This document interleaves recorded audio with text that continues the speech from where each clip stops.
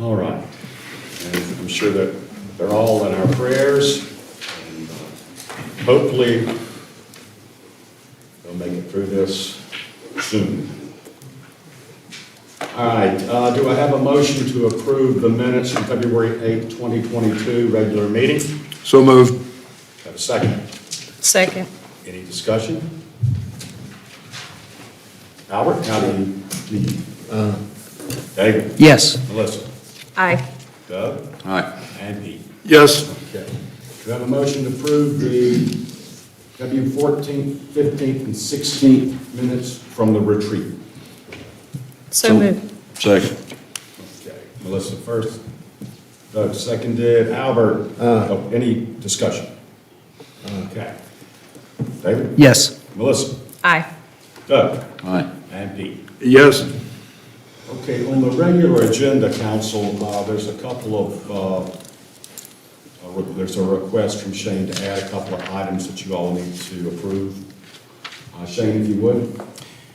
Thank you, Mayor and Council. The first item I would like to add to consent, if it's at the wishes of the council, is the acceptance of our Main Street water and sewer line funding. So if you recall, the $4.8 million allocation that we were advised that we had received in the state budget, we received notification on Friday that that indeed was in place, and that we just need your approval along with the approval for McGill to begin on designing a project to move forward with that. So I'd like to add that to number 4 on the consent agenda if we could. So Main Street water and sewer line acceptance of the funds and contract with McGill.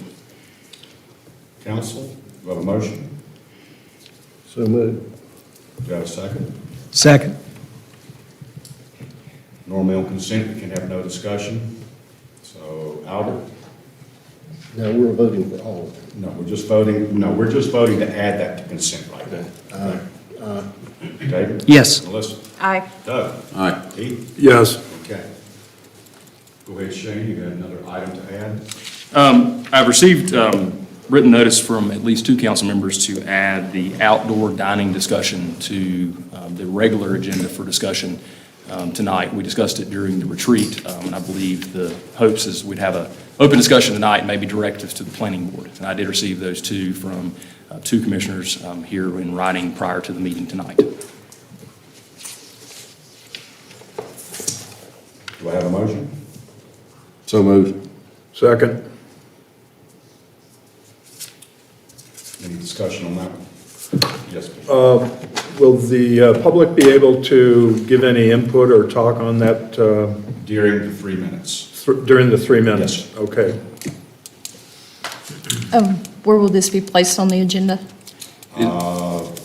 At this time, it's at the end of the agenda, into the regular agenda. At the tail end. Now, I will say this. There will be no issues taken up after 9 o'clock that would be contentious or require a lot of discussion. It's not fair to the public, it's not fair to the council to be here till midnight, 1 o'clock. Of course, there again, we do have a lot of the restaurants here, maybe they can serve buffet.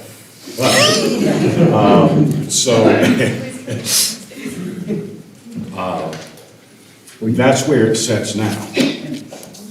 And you will make that call? Yes, I will. Any other thoughts? Okay, we have a motion on the table. We have a second. Doug, David? Yes. Melissa? Aye. Doug? Aye. And Pete? Yes. Okay.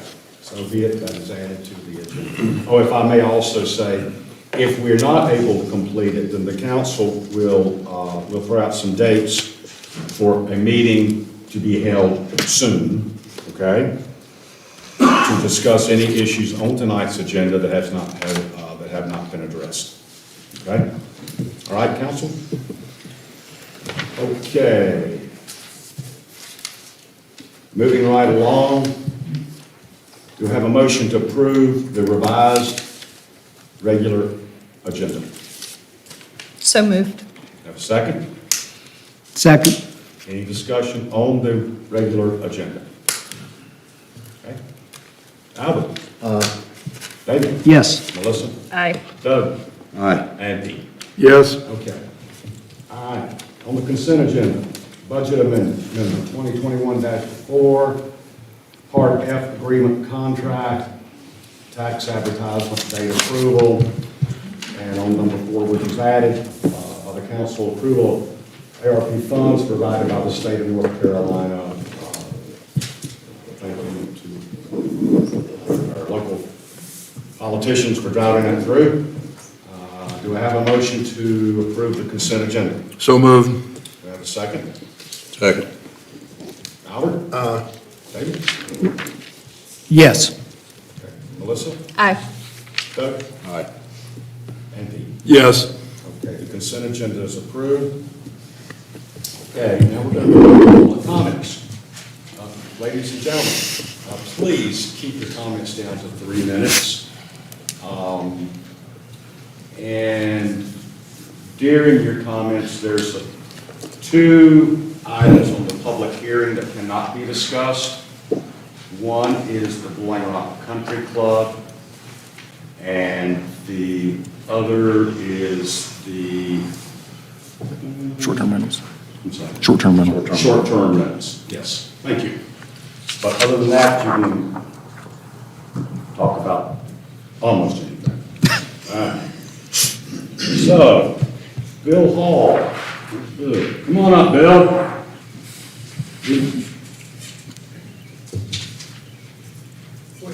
Right over here. You're on here to speak on power lines. Yes. Bill, state your name and address for the record. Yes. Bill Hall, 1551 Green Hill Road in Boiling. Thank you, Bill. I know you're going to discuss this later, so I may be out of order. You're good. Okay. I am here to encourage you all to vote in favor of proceeding with this project. I have lived here for over 25 years full-time and had a second home for several years before that. And I have been hoping we could get this done sometime. I believe that there are obviously big problems throughout the world that are very important, and this is pretty minor compared to those, but I still think it's something that we need to look at seriously.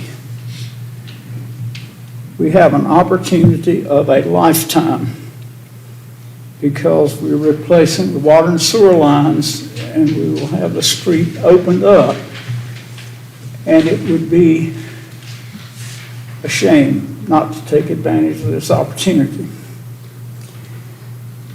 This can be done in stages. The main thing we have to do when the street is opened up is to put in the conduit. Then we can proceed to get rid of the power, of the telephone and cable lines. That'll make a big difference.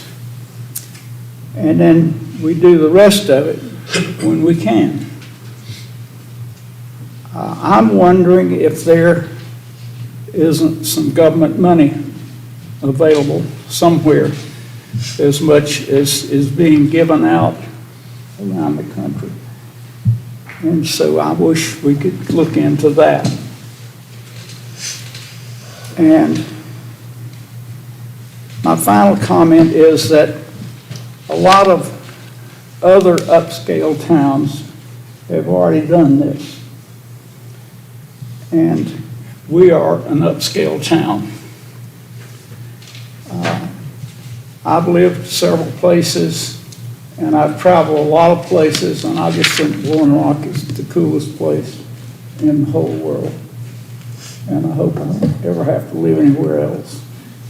So that's the reason I'm here, to ask you all, seriously consider it, and let's not let this opportunity go by.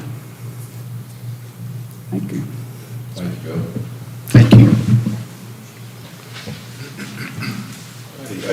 Jeff Walker.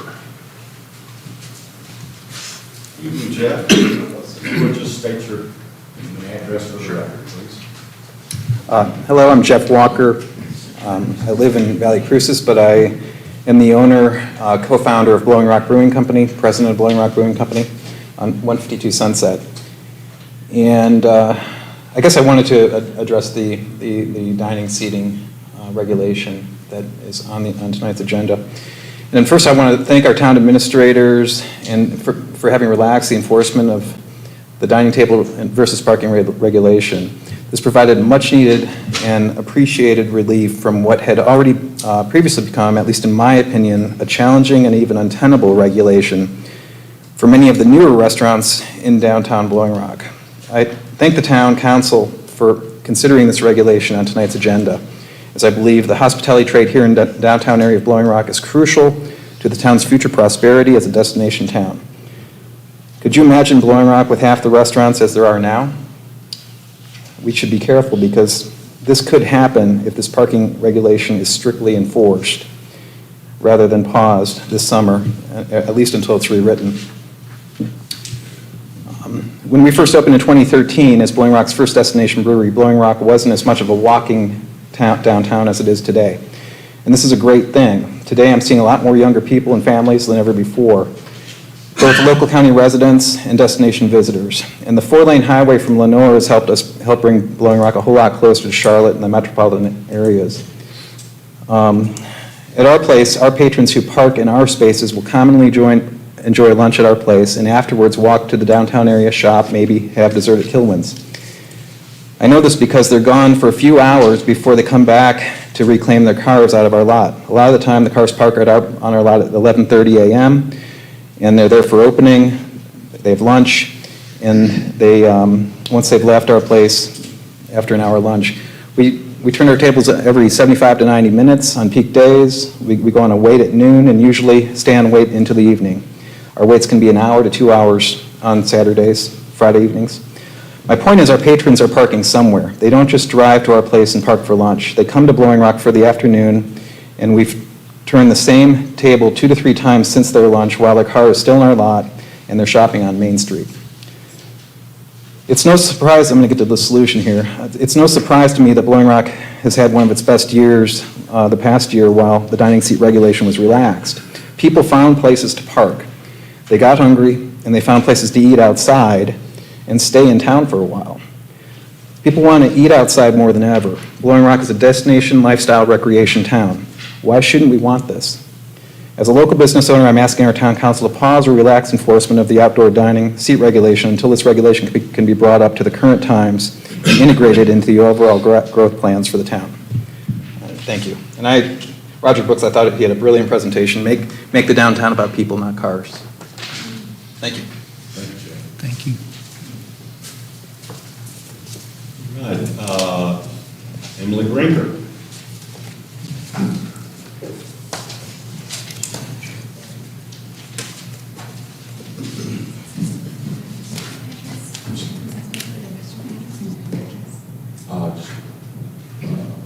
Restaurant. Yeah. It's okay. Hi, Hey. I'm Emily Brinker, 922 Main Street, Speckled Trout. Is that all the information you needed? Okay. So I've spoken with most of y'all about the outdoor dining and our parking ties, and just want to kind of reiterate what we've said, what we've spoken with on the phone, what we've sent in emails, that we're asking that y'all temporarily put a little hold on the ordinance, allow us to continue seating our outdoor dining as we have been through COVID, while planning board's doing their job, and while y'all are doing their job, and we have the town and everybody weighing in on what does our new parking plan look like and what's our solution. The push to ask y'all to just relax it and not enforce it now instead of just waiting for the new solution is our timing. Planning for the summer, we have to hire now, we have to train now, we have to know how many people we can put outside versus inside. We learned in COVID, and people have always wanted to eat outside in Blowing Rock, but since COVID, people will eat outside unless it is raining cats and dogs. So it's not just a summer thing that we need. We're happy to seat people outside anytime we can. And we also have a lot of walking guests that have staying at the new hotels guests that are at the Airbnb down the street, they've got their own parking, they're walking up to us, and they'd like to sit outside. So just reiterating, we would like it if y'all would please put a hold on enforcing the current ordinance until the new one is ready. Thank you. Thank you. All right, Letitia Ruiz. Hello, Letitia. If you would just state your name and your address for the record. The address is 870 Main Street, Blowing Rock, Rincon. I speak a little English. I'm going to try to speak really slow. Everybody know me. So I'm coming here and asking you guys to leaving the patio open because the restaurant is, my restaurant is really small. People come and see me because they bring dogs. I love dogs. And, they say, I cannot run in the restaurant because, people don't want no dogs in the restaurant. So people like the restaurant Assam, they enjoy coming to Blowing Rock because that's a wonderful community. People love everybody here. Everybody's so friendly. Everybody's here. It's kind of family. You walk into town and everybody talk to everybody here. And, Steve, my guy, I work so hard at fixing the building. And so I really need my patio open because I want customers coming here and spending money in Blowing Rock. Because Blowing Rock is growing every day. And, a lot of restaurants is closed because they don't have no employers. And they order to go and they say on a sign because there's no service. They're serving people in the restaurant. So, people in my restaurant, they sit on the little bench to go orders. They don't mind to sit on a sign, especially when they come in hiking. They're hot, they want a cold beer or a hot meal. And, that's what I'm asking you guys. And I like to follow the rules, because I'm here, in this community, I need help, they leaving the patio open for the dogs. And, because, they want to come into the mountains and where it's cold, People call and say, can I bring my dog? And I hate to say no. So, please help and support the restaurant because the pandemic hit everybody here and, everybody need work together to make this community, better. Thank you, guys. Thank you. Thank you.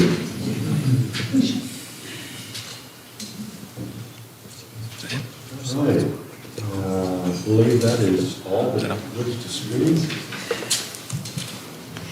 And thank you so much for taking your time this evening to come out. What's your wishes and concerns? Moving right along, we have a presentation from Watauga County Property Tax Reevaluation. And Shane, you want to lead this off? I certainly do. Brian? Yep, okay. So I was going to say Larry, so I was going to get it wrong. So let me get the PowerPoint. Go ahead and introduce yourself, if you want to, Ryan. I'll get everything ready for you here. Situated here. So my name is Ryan Vincent. I own a company called Vincent Valuations, and the county has contracted with us to assist them with their 2022 reappraisal. So we did a presentation similar to this at the retreat a few weeks ago.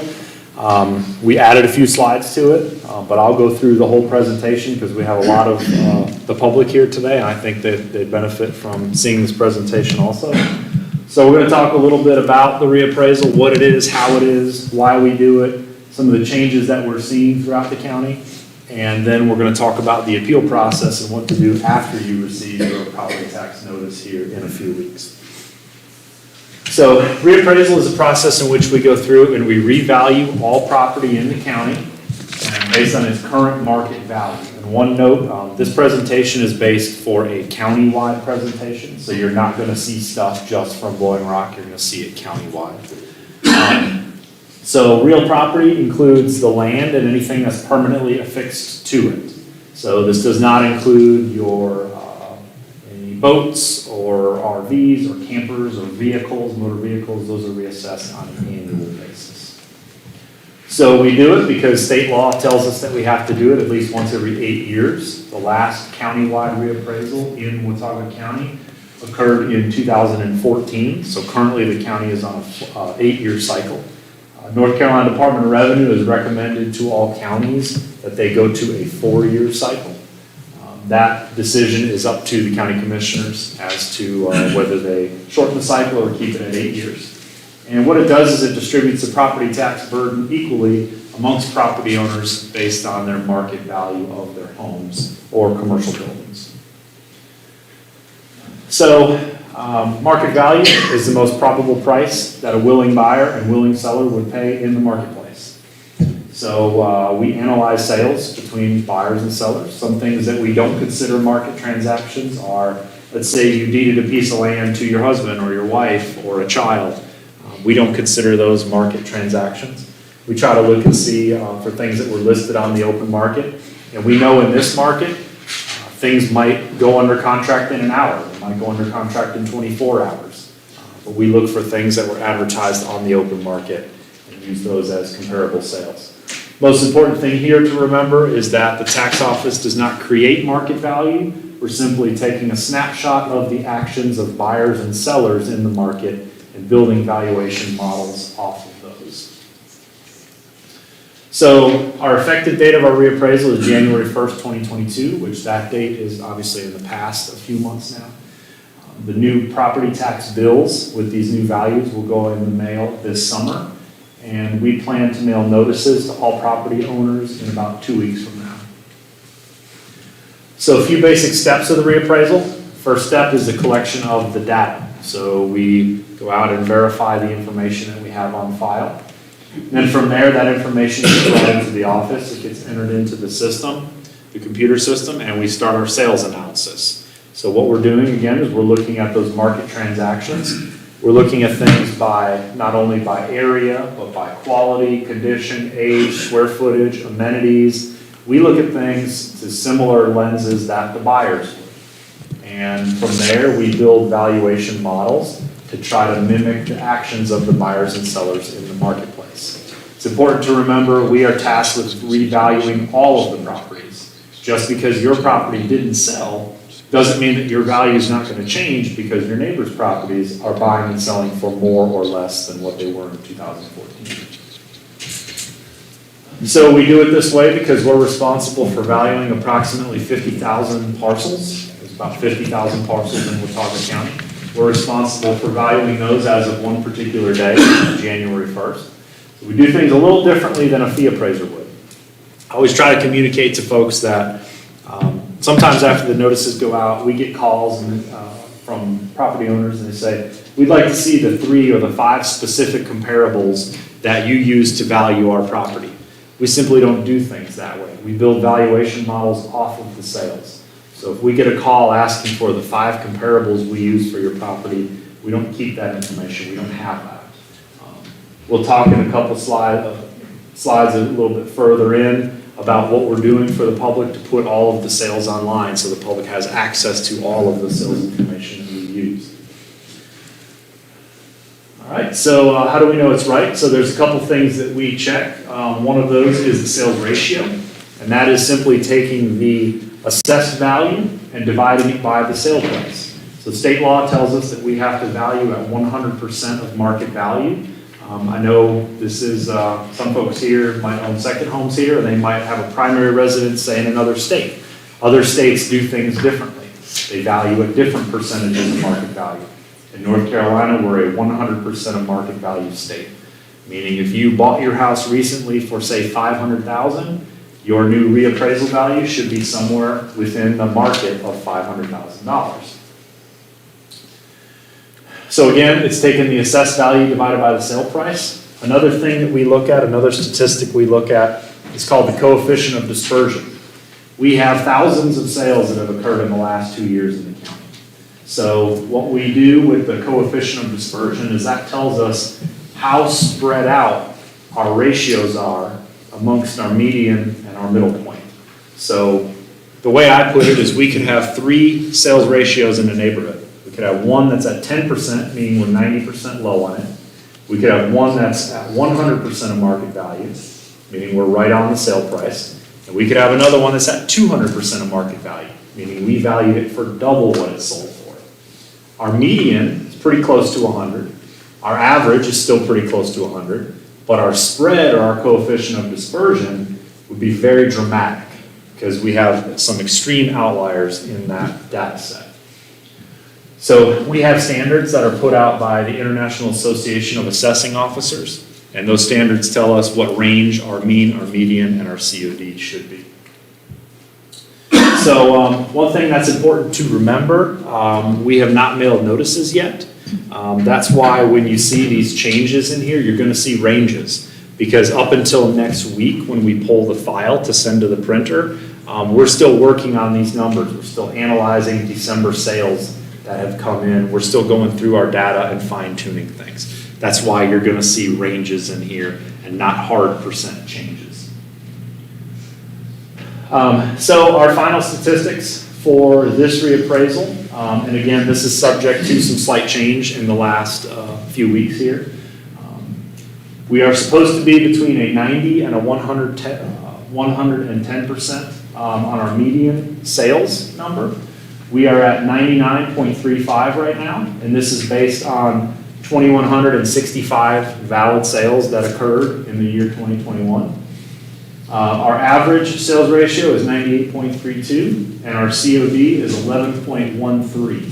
So a COD, a typical accepted COD in our industry, is between 10 and 15. So our numbers are right in line with where our industry standards tell us where we should be.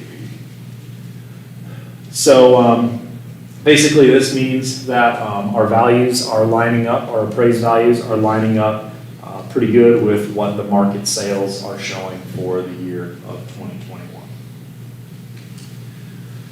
So this is where it starts to get a little interesting.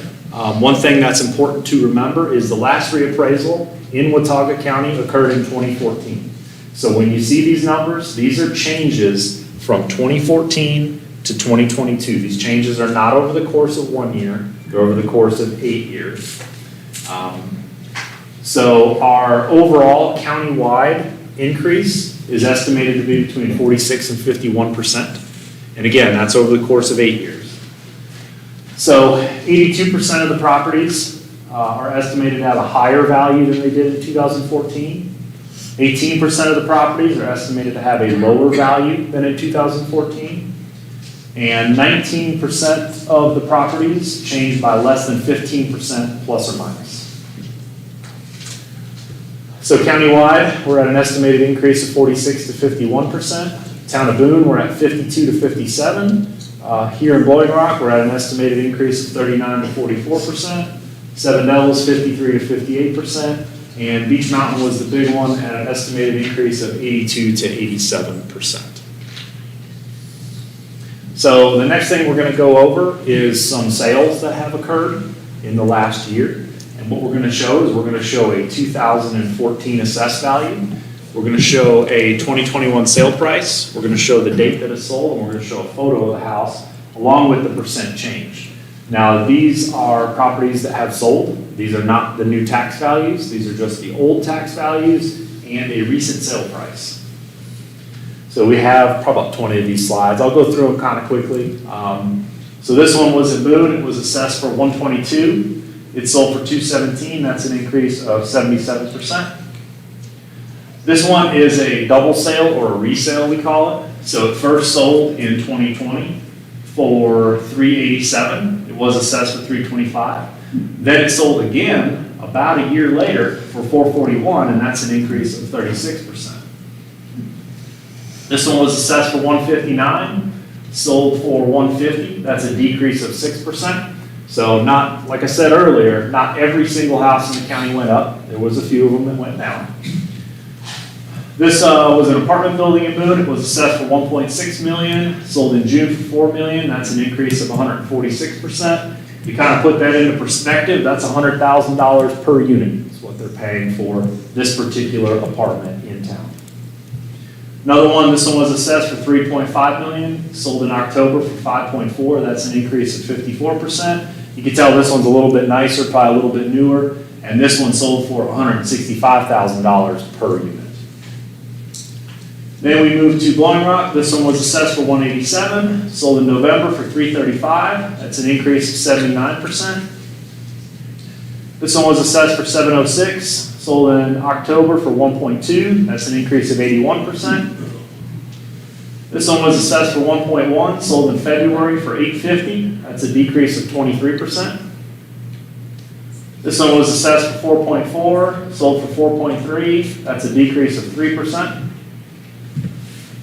This is a building right down here. I'm sure most of y'all know where this one was. Is this one was assessed for $1 million, sold for 1.3. That's an increase of 30%. Then we go to Blue Ridge Mountain Club. This one was assessed for 643, sold for 1.1. That's an increase of 74%. In Powderhorn, this one was assessed for 293, sold for 356. That's an increase of 21%. In Todd, this one was assessed for 289, sold in March for 449. That's an increase of 55%. In Meat Camp, this one was assessed for 109, sold for 237. That's an increase of 116%. And one thing you can see as you go through these slides, the more affordable houses are what we're seeing typically have a more dramatic increase. You saw the house that I believe was assessed for about $4 million. That one didn't change too much. That doesn't mean that that's how it is countywide, but that's some of the trends that we see during reappraisals. This one also in Meat Camp was assessed for 298, sold for 480. That's an increase of 61%. In Laurel Creek, this one was assessed for 171, sold for 250 in May. That's an increase of 46%. In Beach Mountain, this one was assessed for 98, sold for 275. That's an increase of 179%. Also in Beach Mountain, this one was assessed for 155, sold for 285. That's an increase of 83%. In Seven Devils, this one was assessed for 278, sold in August for 460. That's an increase of 65%. This one was assessed for 432, sold for 812. That's an increase of 88%. In Banner Elk, this one was assessed for 578, sold for 520, and that's a decrease of 10%. This one was assessed for 334, sold in October for 700. That's an increase of 103%. In Valley Crucis, this one was assessed for 783, sold for 1.4. That's an increase of 79%. In Houndsier, this one was assessed for 237, sold for 342. That's an increase of 44%. And I think this is the last slide we have for these. In Yanawasi, this was assessed for 859, sold for $1 million, and that's an increase of 16%. So now the question comes in, I live in this area and I saw the sales are going up on average 50% or 100%. Does that mean my taxes are going to go up 100%? The answer to that is not necessarily. The county commissioners and the town boards are required to publish what's called the revenue neutral rate. What that simply means is the new assessed value would be X. The new tax rate would have to be X to bring in the same amount of money as the previous year. That's required as part of their budget process to publish that.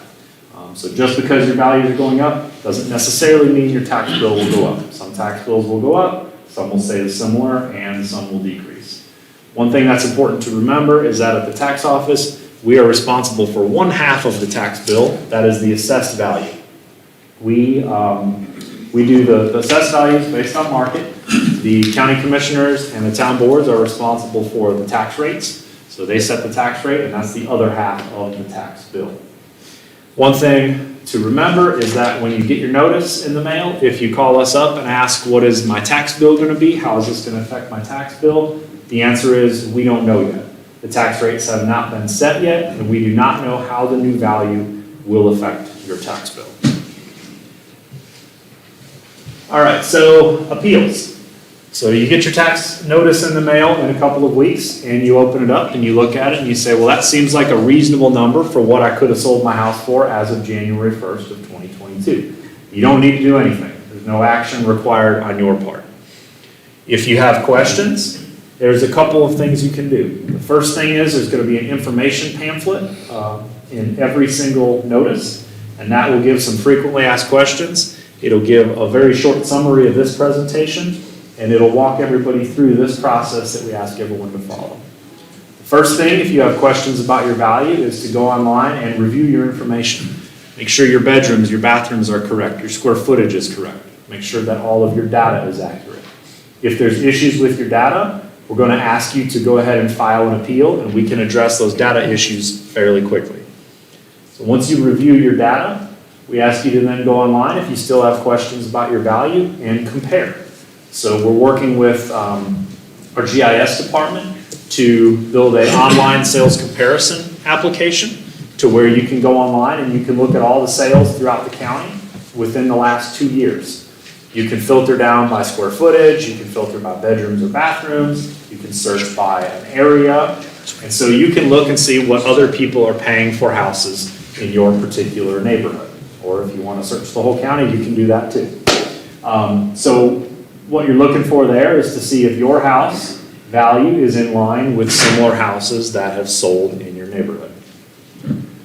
And so if you've reviewed your information, you've compared it to other properties, and you still feel that your value is incorrect, we ask you to go ahead and file an appeal. You can file an appeal a couple ways. The first way, and the way we prefer, is to do it online. We've again worked with the GIS department to build an online appeals application. So you can fill your appeal out online. You can submit any documentation online. That could be photos, appraisals, things like that. And then that will come directly to us.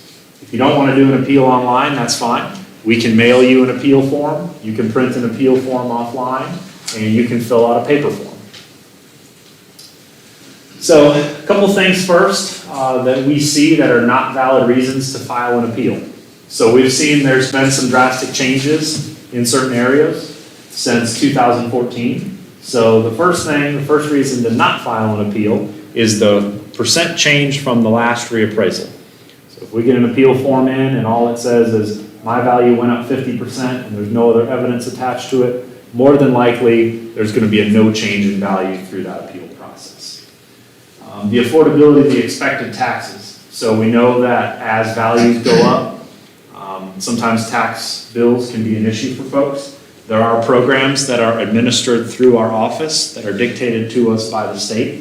This is the elderly and disabled exemptions, the veterans exemption, and there's also a farm use exemption if you farm your land or grow timber on your land. There's income limitations for those that are set by the state. There's disability restrictions. If you file for the veterans exemption, you have to be 100% disabled through the military. And there's land restrictions and income restrictions for the farming deferrals. If you know anybody who might qualify for those, you can have them contact our office. We'd be happy to walk them through the process, and if they qualify, we can get them enrolled in that. And lastly, the level of services provided by your local town or your county government is not a reason to file an appeal. So if you do choose to file an appeal, this is what we're looking for. We're looking for any comparable sales that show substantially different values in your property. So these sales could come from a real estate professional. They could maybe come from a recent appraisal you might have. They could come from our sales comparison application online. If you have something wrong with your house, let's say you might have foundation problems, or you might have a leaky roof, or you have an odd floor plan, any pictures, any estimates from contractors, some sort of evidence. That's what we're looking for. We're looking for evidence to show a different valuation than what we have on your property. And lastly, with all the purchases that have been going on and with the low interest rates, a lot of folks are refinancing their homes. There's a lot of fee appraisals floating around. So if you have a recent fee appraisal that shows a substantially different value, that could be evidence to use in your tax appeal. So to recap, if you have any data errors, we can address those fairly quickly, but we're probably going to ask you to go ahead and file the appeal on those so we have documentation as to why your value changed after the notices went out. If you know anybody that might qualify for one of the tax relief programs, please have them contact our office. We can walk them through the process. Appeals should be based on value and not the change in value or the expected tax bill. Again, when the notices go out, we don't know what the tax bills are going to be. Those tax rates are not set until, I believe, June through the budgeting process. And last but not least, probably most important, is the deadline to file appeals is April 26th at 5 PM. If you don't have your appeal in by then, it will not be considered for the 2022 tax year, and you'll have to appeal for the 2023 tax year. So a few important dates to remember. We're looking at a valuation date of January 1st, 2022. So any evidence or any sales you submit have to have occurred January 1st, 2022 or prior. We plan to mail notices next week on or about March 17th. We're going to begin our initial hearings with the Board of Equalization and Review. Those are appeal hearings on April 5th. And we plan to adjourn the Board of E&R, and that's the appeal deadline, is April 26th at 5 PM. And the new tax bills that will go out with these new values will go out next month. So again, the appeal deadline is April 26th at 5 PM. That's all I got. So I'll take any questions. I have a curiosity question. Do you have many people appeal who feel like their appraisal was too low? Yes, sir. We have, one thing that I try to communicate is when you file an appeal, that's like reopening it.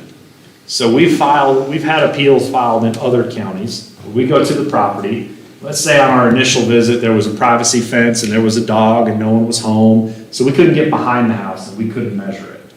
Well, when they file the appeal, we get around the house, we make contact with the homeowner and schedule a time to go out there. And we walk around the house and come to find out they put on a 500 square foot addition without a permit. So as part of the appeal process, we have to make sure all our information is correct.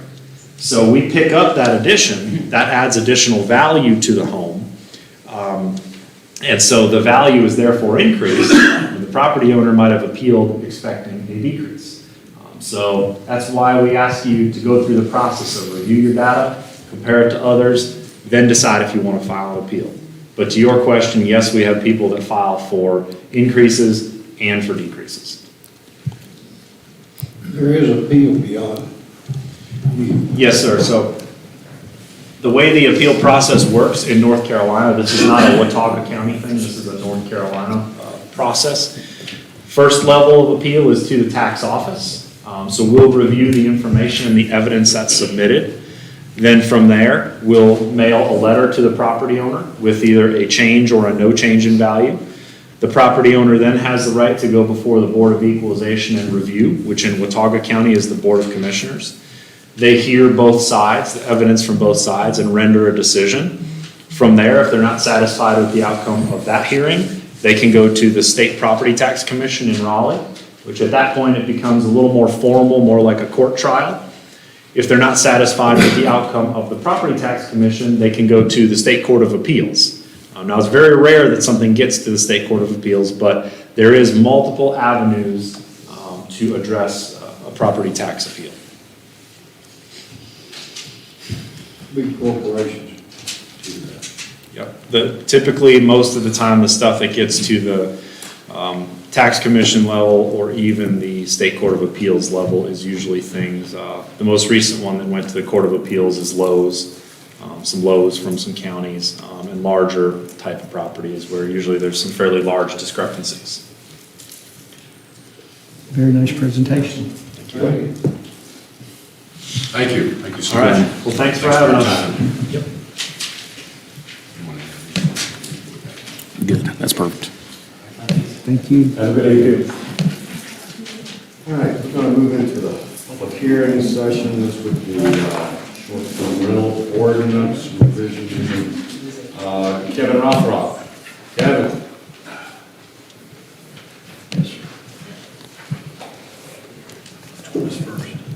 Short-term rental. Yeah, give me just a second to get to it, if you don't mind. You can introduce yourself. Good evening, Mayor and Council. Briefly about short-term rental, we've got an ordinance for your consideration. All right, it's up. Okay. Staff recently received advice from the town attorney that there should be some consideration for modifying the definition of short-term rental found in our ordinance. This definition was revised in 2018. In your packet, you received the current definition and a proposed definition. And also the other section of the ordinance that needs to be amended if we follow through with amending the definition. The main issue with our current definition is the word use.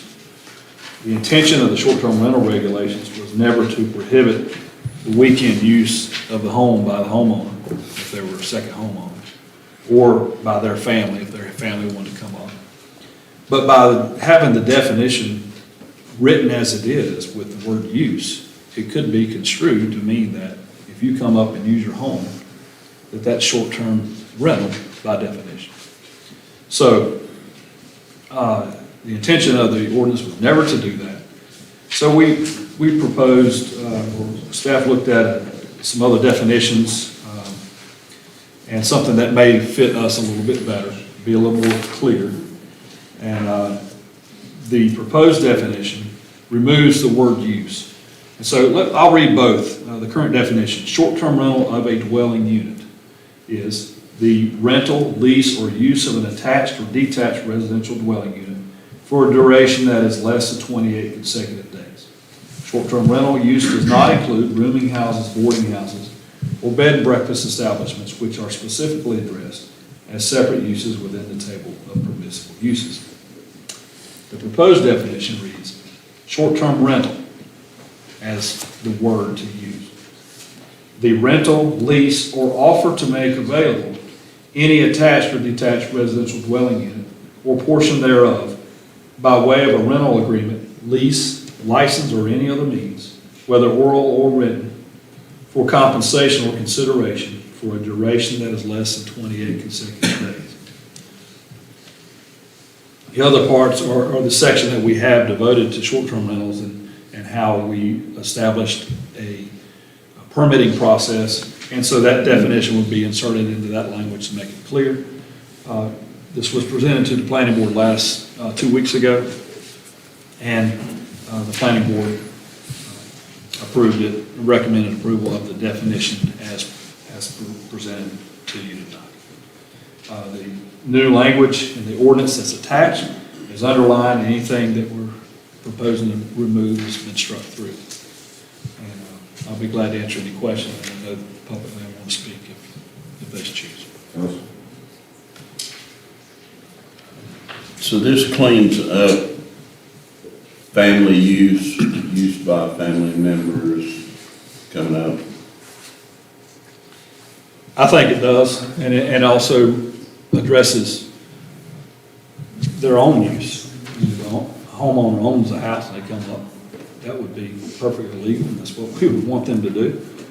But it also puts more emphasis on the rental of, or an offer to make that rental available. And I think that was something that we needed as well. And I shared the definition with Alan, and he had seemed to be favorable to it as well. Any other thoughts, council? All right, this is a public hearing. If you would like to speak on this, you need to come over and give Hillary your name.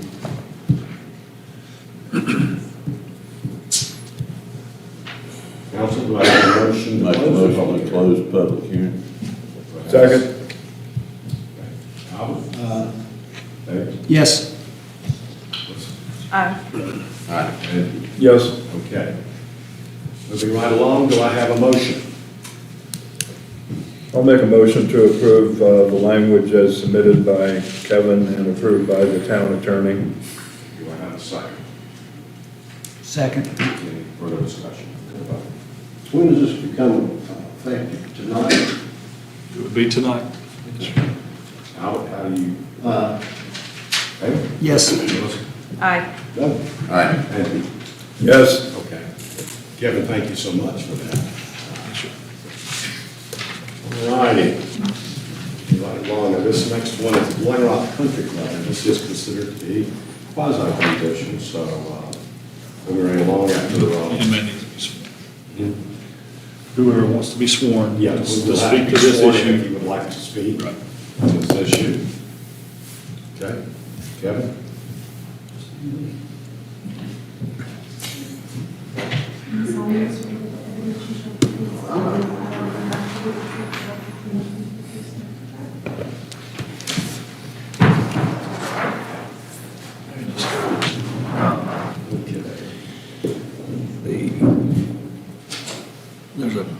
There's a rendering of it, I think. That's good right there. Okay. This is special use permit 2021-01. I know it's 22, but they started the process and we assigned a number about last year, and the country club halted everything for a period of time.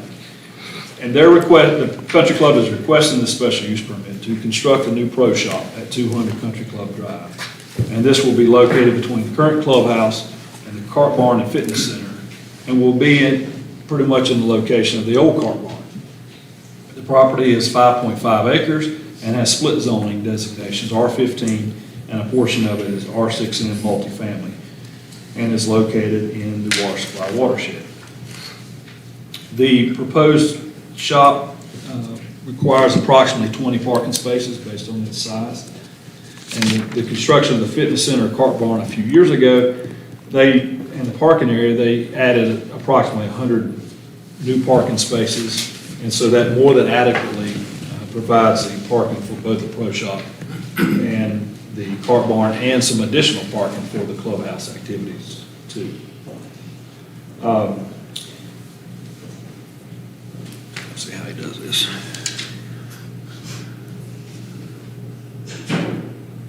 Well, I'll just say, that's a rendering, shows the view, kind of bird's eye view. The clubhouse back there, and then the Cart Barn is currently here in the fitness center. And that's some of the elevations of the building to match the buildings that are there now. That's two other views of it. And I want to show the site plan.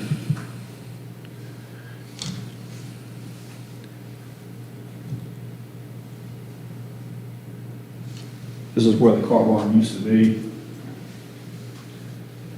Cart Barn was here. So it's going to go roughly in the same location. We found a few things that they had to move the building back about 7 feet, and so they have a plan that will do that. This is the site plan that was submitted. So in this area, so the whole building is slid back about 7 feet.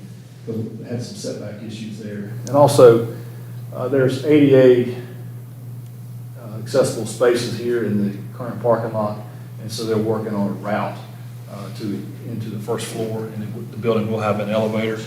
And so municipal engineering is laying that out, and we'll be able to provide the ADA accessibility that's necessary to meet the building code.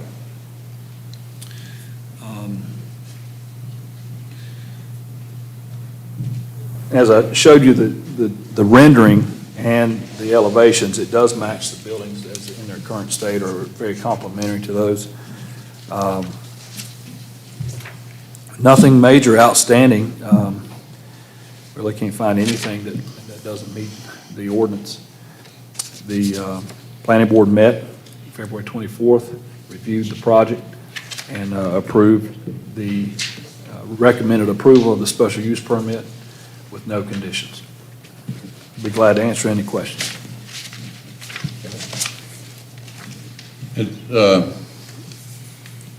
Kent and them looked this over, everything was good with them? I didn't get any comments. Can you elaborate on the zoning, split zoning, the residential nature of the zoning that's currently, and how this facility is going in an R15 or an R6 zone? The portion of the Cart Barn on that end is zoned R6. And then, I'm not sure exactly where the split zoning is, but in either case, this type of use is allowed in those zoning districts. Privately held, country clubs, golf courses, those type of things are allowed in R15 and in R6. So we don't know where the demarcation line is? between R15 and R6. I could pull it up and, We do it with GIS. yeah, you can do it that way. It's, I'm just, I don't, yeah, I think I don't it's think we pretty need to get in a close lot of about, trouble. it runs about through the parking lot of the new fitness center. but all of this is, according to GIS, it's all one parcel. Is that not correct? Or is that? No, the whole, there's multiple parcels. This one is 5.5 acres. And then there's, it'll show us on the GIS, but there's other parts of the golf course that is on other parts of the, it's over 250 acres, I think, Yeah. total.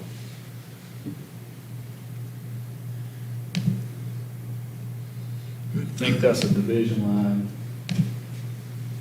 There you go, you can see. Yeah, you can see where the R6M Okay. encompasses that. This is, where was on here? Did I just switch it? What do you mean to do? No, you're good. Okay. I found the laser. This is the part that's the clubhouse where they're proposing in this. This is all one piece, 5.5 acres. Yeah, Then you get off into here, it's, yeah, no, I was just talking about the clubhouse and yeah, cart barn.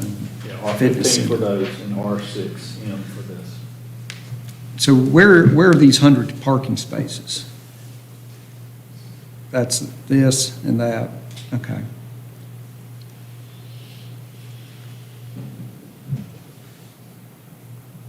Council, any other questions for Mr. Rothrock? Doug asked a question about Blowing Rock Fire, and your answer was you hadn't heard. What does that mean? I didn't receive any comments. Now, the building plans have been submitted just recently, I think, last week. So they will have an opportunity to review then too, but there was no comments based on the site location. And that's really all they would receive early on. But once they'll do a review of the full building for building plans. So our decision tonight, our decision would not be contingent on them? No, you don't really have much involved in building code review. That's all done by staff. The fire department is involved in that as well. So that's a separate process. Okay. Council? All right, do I have a motion to close this hearing? So moved. Okay, Albert first, Melissa second. Any further discussion? Okay, Albert? David? What's the motion? To approve? Yes. Okay, thank you. Yes, aye. Melissa? Aye. Doug? And I think Laurel Bush would love to have had a building like this. And Keith? Yes. Thank you.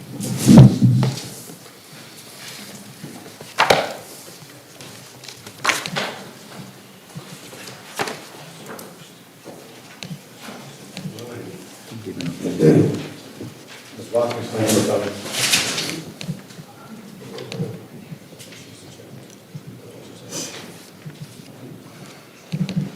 Okay, now we're moving right along to the regular agenda and retreat recap.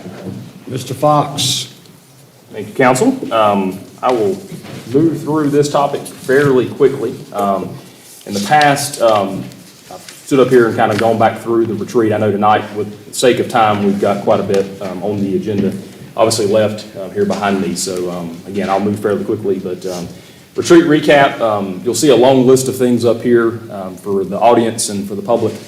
We met February 14th, 15th, 16th, shared Valentine's dinner together, which was fantastic. And we talked about all these topics over those 3 days. So for the public, it's an impressive amount of time for the council and staff to submit literally 3 full days. So it's from morning until night. Topics are being discussed. As we look through this list here above me, I put them in somewhat of an order. In the past, we've done kind of a top 10 list. This year, we focus more on the topics and then kind of a 10-year plan and a 20-year plan, when I'll show you a few slides in just a few moments with regards to kind of the long-term planning that we discussed. We looked a lot at our wastewater plant, water plant, pump stations, meters, talked a lot about parking. And again, some of these things are coming back up tonight. So the reason I'm doing this first is kind of laying the foundation for a lot of the topics that we've got on the agenda tonight and others that we'll have on the agenda in the next couple months. Police, traffic, and pedestrian safety, EMS, which is, I think, the next topic on the list for tonight. Underground utilities coming up later. Talked a lot about our parks and the needs there, from Roy Hill and the lake, dredging, to the spillway needs and repairing the current condition and situation that we have there. Talked about Annie Cannon, Devant Field bathroom needs across the town. Talked about our PARTIF grant, which we passed earlier tonight, and we'll move forward with that process just as soon as we can. Talked about our town buildings. Most of our buildings, especially in this block, have not really been renovated much so in the last decade or two, and there's needs that are going to be had there as we continue to grow. We did look back at 20 years and kind of looked at our growth over that 20-year process as well to kind of show some metrics and milestones that we've been able to hit. Talked a lot about downtown, talked about outdoor seating, also talked about potentially overlay district and how that may play into the 2024 comprehensive plan, and decided to go ahead and essentially move forward with the comprehensive plan a little bit sooner than what we thought, or at least start that process. Talked about 1888 Museum and the needs, which will be a part of the operating budget that you have coming up this year. Those are fairly minor. Solar sustainability, we'll start implementing some of those practices, I think, as we start putting some of the new designs in place, like the park bathrooms, et cetera, maybe some solar power and things of that nature that we've not utilized in the past. And then short-term rentals, which we just talked about a few moments ago. So a long list here of things that we did talk about. We went into depth on every one of these, some more than others, for several hours. Again, some of these are coming back up tonight. A lot of these have already been started and put into the works. Something that we had not done in the past is kind of looking at long-term plans. And I put a couple slides together that may be hard to see. I know they were in the packet, and we've got information that we can share with the public. Starting here with streets. So everything that we've done in the last number of years, a lot of it dates back to the 2014 bond issuance. And so really, since 2014, we hadn't really put together kind of a long-term plan for all of our infrastructure, streets, water, sewer, et cetera. And so part of what we started to do at the retreat is putting some placeholders in some years along with some estimated cost. And you'll see that as I kind of flip through here. Again, these aren't set in stone. These are just placeholders for us to be able to start planning, especially during the budget season, and what we currently have and maybe what we have capacity to do when we start looking at debt capacity and overall kind of debt appetite for what we're looking to do. So streets, kind of running through the list, looking at road pavement, culvert replacements, road failures, ditches, sidewalks, and then kind of a new topic, which would be parking, and parking lots within that. And so as we talked through this, we looked through and we didn't have anything that was overwhelming, urgent within the streets department, other than probably looking at the North Main sidewalk piece as we do the Main Street water and sewer line. Then we went over to the big one. This is going to be hard for you all to see. I can tell you because I somewhat have it memorized. Our water and sewer needs, and the council felt like this was by far, I think, kind of the most urgent pressing needs that we need to get on. Thanks to Deanna and Ray, we're able to move forward with the $4.8 million on the Main Street water and sewer line replacement. We had increased water rates last year to start the process of being able to have the capacity to service that debt for that $4.8 million. We thought about $5 million. And so what that did by us receiving the benefits from the states of the state budget was allow us to kind of put some things back into perspective that we maybe were going to wait for a couple years on, mainly with our water and sewer plant needs there. There's about $2.5 million that we felt like were fairly urgent. And it's hard to, again, to see here. That's kind of in column one or column two. Column one's the Main Street project. So we looked at our water and sewer plants, and we talked about some of the more pressing needs there. Like I said, it's about $2.4 million, I think, $2.5 million total within that. Then we looked at our pump stations, and we have a pump station in Bayview that is fairly old and continues to provide some issues to us, and what the potential replacement cost with that would be. And then we looked at water meters as well. And so we know that we've got an aging water meter system here in town, and combined those are about $4.5 or $5 million, which kind of fits the placeholder that we had put there previously. And so council discussed and we talked about moving forward potentially with USDA. That process is not yet been approved and will be coming to you all in the next couple of months. So McGill's working on that process. And then we went a little bit further. You'll read the paper across every small town in America. Water and sewer line replacements are something that are needed everywhere. Aging infrastructure. This town is no different, other than the fact that I would say this town has done a better job than most at replacing water lines and sewer lines that are really failing, Main Street being really the last big one that we have that's in front of us. So we started looking kind of out further into the years ahead of us of what kind of needs we may have there, from galvanized lines, terracotta sewer lines, things of that nature. And so what you see here, and again, it's hard to read here, is kind of some placeholders of how can we systematically replace our aging infrastructure over the next 5, 10, 15, and 20 years. And we've done so and put some things here, again, just placeholders that kind of put us in line as debt is rolling off to put debt back on to be able to start playing or replacing some of those. And so, again, a lot of this stuff is long-term, but it's important for us to put out here now and start, potentially talking about a plan as we move forward with that. I put one slide up here from Park and Rec. We had 2 slides because we have that many wonderful park systems here. Just again, to give kind of an example of what we talked about during the retreat, is starting to put some placeholders together and some prioritization into some of the needs. You'll see behind me here, we put Memorial Park as being, kind of the top of the list. We know that we have the PARTF application, or the PARTF grant that was approved, and we, again, tonight, we did approve that contract to move forward. For you that may not be aware of that, but that's a fairly major overhaul of our Memorial Park through the PARTF application, which is a $500,000 grant that we were able to receive in January, thanks to the state. After that, we talked about our spillway and Broy Hill Lake and the need potentially for dredging along with repairing that spillway. And then bathrooms was a big topic of that conversation. So I went fairly quickly. Again, I know we've got a lot of things to talk about tonight, but the purpose of me doing this tonight was kind of laying the foundation for some of the things we're going to talk about in a few moments. But then just to reemphasize the fact that we're appreciative of the time that was spent and the effort that was spent, during those 3 days to help staff put together the work that you see here behind me and I demonstrated earlier. So I'd be glad to answer any questions. I appreciate all the work that you and staff did to get us ready for retreat. Absolutely. Thank you, Shane. Thank you. I'll stay up here. Okay, you're going to stay up there. Okay, why don't you stay up there? All right. All right, moving forward, EMS resolution. Thank you, Mayor. So the EMS topic has been discussed at least each year since I've been here, and I know it goes back to 1974 when I think the first official record that we were able to find from Mayor Hayden Pitts was submitted to the county.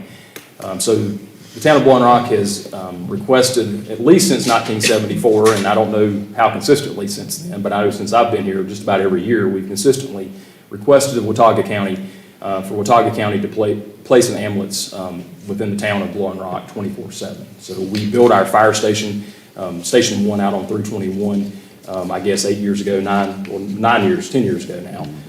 with the housing and the quarters needed for that particular reason. And so we have the quarters, we have the housing that was built for that purpose, and we continue to request that. A number of years ago, Watauga County moved a truck over from the station by the hospital over here 5 days a week, 9 hours a day. So we do have a truck here most weekdays, 9 hours a day, and that does vary depending on how that truck maneuvers. We still request each year that we have a 24/7 ambulance placed here. We usually do that, and again, this is hard for you to read, it was in your packet. We usually do this by a request of a resolution that you all agree upon tonight, vote on, and the mayor signs. It's a formal resolution. This is the time of year that we would do this. As we go into our budget season, the county's going into their budget season, so this resolution does state that. It states some facts that I will read to you in just a few moments on another slide, but this resolution states that once again, we ask Watauga County Commissioners if they would consider, as a part of this budget process, putting a 24/7 ambulance service here within the town of Blowing Rock. We state facts here that we believe further benefits our cause and supports our cause. And so I won't go through, if it's okay with you, and read this resolution unless you all would like for me to. Go ahead. Like for me to? Okay. Yes. Let me sit down and read the resolution. Easier for me to read here. I can't see from up there. So EMS resolution, a resolution supporting improvements to the distribution of ambulance-based locations in Watauga County. Whereas the Blowing Rock Town Council recognizes the need for additional EMS crews in Watauga County and positioning ambulance bases to better serve all of Watauga County. And whereas the northern and southern, which Blowing Rock is included in the southern area of Watauga County, are underserved areas needing an ambulance-based location. And whereas 49% of all emergency medical calls in Watauga County are located outside of the Boone Fire District, per the Watauga Medics 2021 annual report, and 2 of 3 ambulance bases in Watauga County are located within the town of Boone. And whereas based on the 2021 annual report, all fire districts in Watauga County, with the exception of Boone, with a 7 minute and 5 second response time, receive ambulance response times greater than the national 9-minute standard. And whereas based on the 2021 annual report, the Blowing Rock Fire District has an average response time of 11 minutes and 27 seconds, which is 4 minutes and 22 seconds longer than the Boone Fire District. And whereas the Blowing Rock Fire District generates approximately 15% of all emergency medical calls in Watauga County, second only to Boone District call volume. And whereas the town of Blowing Rock and Blowing Rock Fire and Rescue are willing to provide a facility to house an ambulance and crew at a nominal cost to Watauga Medics or Watauga County. And now therefore be it resolved that the town of Blowing Rock Town Council formally request that the Watauga County Board of Commissioners approve the funding necessary to provide a full-time 24/7 ambulance service to be placed within the town limits of Blowing Rock during the fiscal year 2022-2023.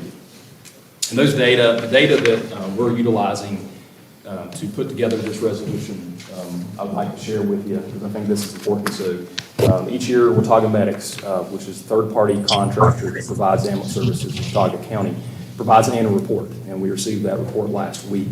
And the data here, I'd like, if you don't mind, for me just to briefly kind of go over some of these points. So these are emergency calls. These are not all calls. So you've heard me stand up here before and talk about the Alpha, Bravo, Charlie, Delta, Echo. Charlie, Delta, Echo being the most severe in that order. Charlie, Echo being the most severe. These are what I would consider, or these are what they consider emergency calls. So these are Charlie, Delta, Echo. These are lights and sirens. Someone needs emergency help. In 2021, there were 2,820 calls in Watauga County that Watauga Medics considered emergency calls, compared to 2016, where there was 2,281. So there was an increase of 539 calls over a 5-year period. They're in order by the number of calls, starting with Boone, which was at 1,448 in 2021. That was up 177, or 14%, from 2016. Second to Blowing Rock, with 414 calls, which was 132 up from 232 in 2016, which is a 47% increase. And then followed by that is the Cove Creek Fire District, Fosco, Meat Camp, Deep Gap, et cetera. So I think this is telling of the fact, number one, that we have a significant amount of calls, increase in calls in the last 5 years, and that Blowing Rock continues to outpace even Boone with the number of calls from percentage-wise over the last 5 years. Something else to keep in mind as we think of the bases, there's currently 3 bases within Watauga County. 2 are within the town of Boone. One is at the intersection of 421 and 321, which is in the Cove Creek Fire District.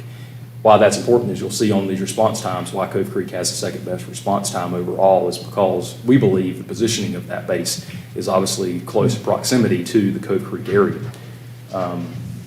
Again, looking at a couple more data points that we put into the slides, or put into the resolution, is that the overall percentage of calls within the county, or outside of the town of Boone within the county, continue to grow and outpace the town of Boone's calls. So in 2016, the town of Boone Fire District accounted for almost 56% of the calls.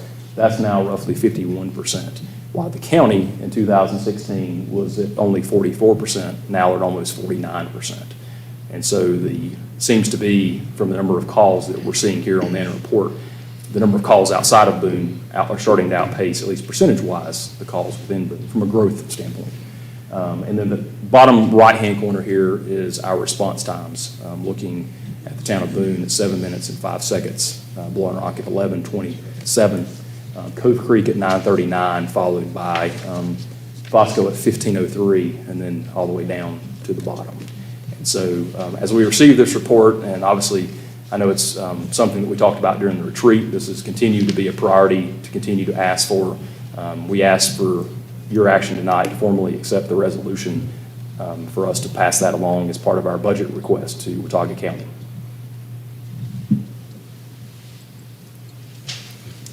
Don't have any, yes, Alan? Are we open for discussion, or? Yeah.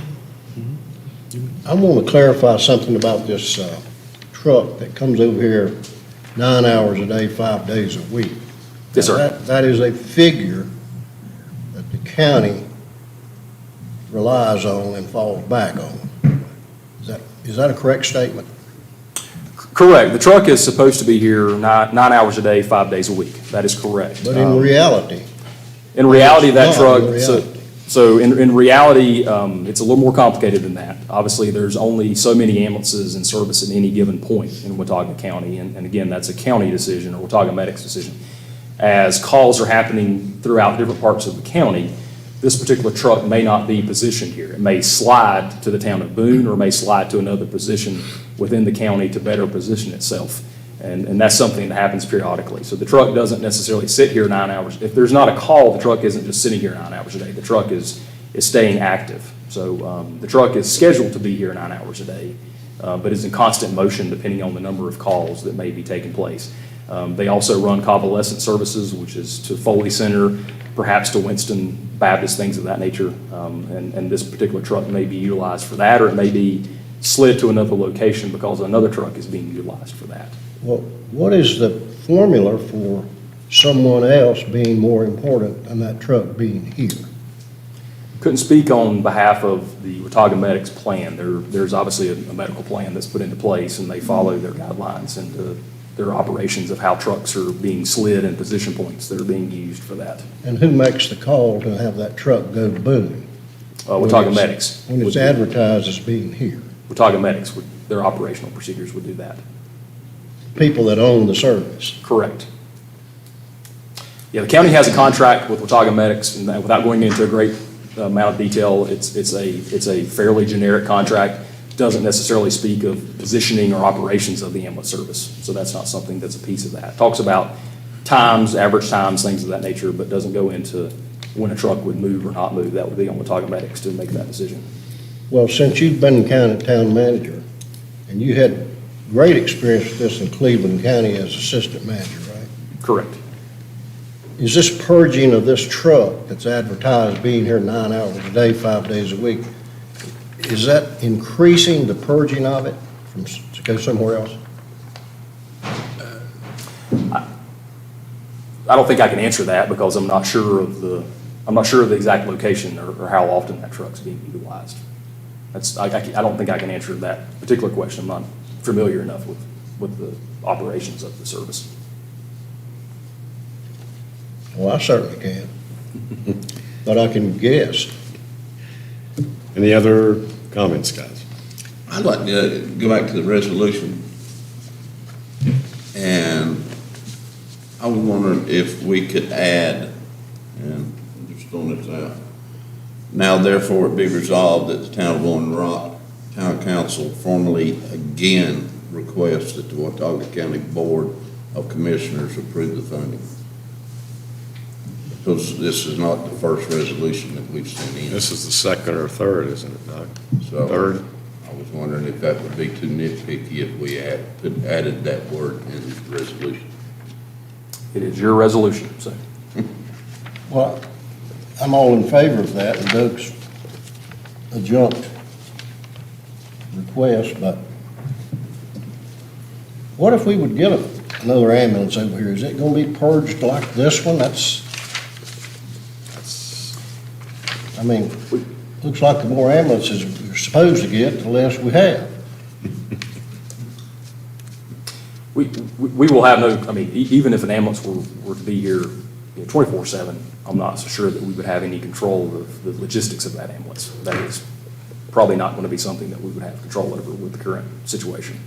Well, so no one becomes upset overly about this. I want you to give us a statement about our fire and rescue's immediate response team. From a timing perspective, so we're very fortunate here, following current Chief Graham's tenure as chief, and Mr. Matheson's and others in the process, to have a very top-notch first responder program here. So I know Chief Graham's on the call. Roughly of 14 full-time employees. We have 11 paramedics, which is the highest level that you can get. So when an ambulance shows up, usually have a basic and a paramedic on that ambulance, paramedic being the highest level of that. So 11 of our 14 individuals here are paramedics, which we utilize the first responder program to its fullest. I can say over the past year, having a chance to really to dive in a little bit more and be a part of seeing some of the response times and calls, it is second to none. It is more than likely under 6 minutes, especially here in town. It's a very efficient process. And so we were able to provide acute care to the individuals until an ambulance is to come on the scene. And so it's top notch. Like I said, it's unlike anything that I think exists anywhere in this area, let alone perhaps in the state that exist, with the number of paramedics and individuals that we've been able to put into service for the town. And I think it's been done so because of the need that is here. It's not uncommon for us on a Saturday or a Tuesday, for instance, to have 5, 6, 7 potential medical calls in a day within the town limits, especially as we have busier times. Some of those are considered simultaneous calls, and where we have calls happening when the calls are being serviced. And so that's when we run into a situation that we would request redundancy. We would request some assistance within that. And that is on the increase, is it not? It does appear. As our call volume continues to grow, then just statistically, one would assume that as our numbers continue to grow, the number of times simultaneous calls take place would continue to grow as well. Thank you. Where would this resolution, if we adopt that tonight, tell me the process that it would go from here? So we, really two things. So we receive each year an annual request from the county of items that we would like to request of the county. So that's a budgetary process. We would attach it to that. We would also secondly send this to the county manager and ask this to be formally introduced to the county commissioners. So it would be a budgetary item. It would also be a formal item that would be sent to the county commissioners as well. Okay, thank you. Doug, would you like to make a I make motion? a motion that your changes. we send a resolution with the addition of that word being added. The word again, correct? Yes. Okay. Second. Albert seconds. Any further discussion? Albert? David? Yes. Melissa? Aye. Doug? Yes. And Pete? Yes. Okay. Resolution passes. Thank you, Shane. All right, moving right along. Board appointments. Mr. Fox? Certainly. So we're a little bit late because of moving of the retreat, about a month late in doing this. We normally do this process during the month of February. But tonight we have before you a number of candidates for our appointed boards. So our clerk, Ms. Hubner, is here to, I guess, pass out ballots. Not sure what order we have. I've got here behind me a number of our first boards I'll just quickly run through, including, we'll start with the ABC board, in which we have one expiring term, which is Mr. Jerry Starnes. We had one applicant, which is Mr. Jerry Starnes. That one should not be difficult. We have our BRAC board. We have two expiring terms, one expiring term. One decided to move to higher ground, so Ms. Melissa Pickett and Bo Henderson is expiring, and we have two individuals that have applied, Whitney Brown and Bo Henderson. Our TDA board, we have two individuals that have expiring terms, Kevin Walker and Greg Tarbutton. TDA is a little bit different. These two positions are considered lodging, so motel, hotel, lodging, short-term rental. We have two individuals that fit that criteria, Kevin Walker and Greg Tarbutton. So you'll see a trend to the next one. Board of Adjustments, we have one expiring term, Mr. E.B. Springs. We have one application, Mr. E.B. Springs.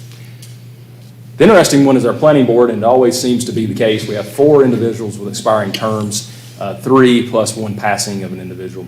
We have 12 applications before you. And so I think this is the one that's probably going to take a few moments of time. We do have the ballots ready for you all to begin the voting, and we can do the tallying thereafter, or ask or answer any questions that you may have within this process. Good.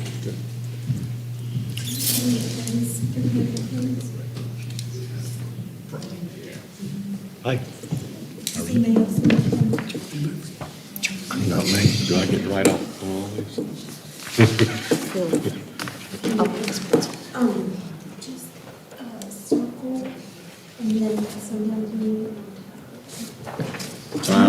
unsigned. We normally sign it. It's okay, we're not going to hold it. I can probably tell. I'll sign Albert's for him. You'll be charged with forgery. I'd love to do that, too. I know you would, but I wouldn't let you get away with it.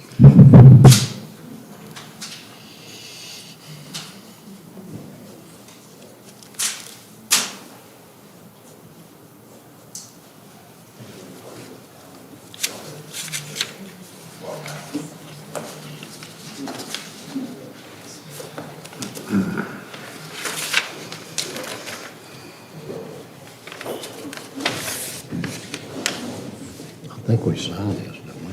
Yeah. You gonna sign your form? There's also forgery.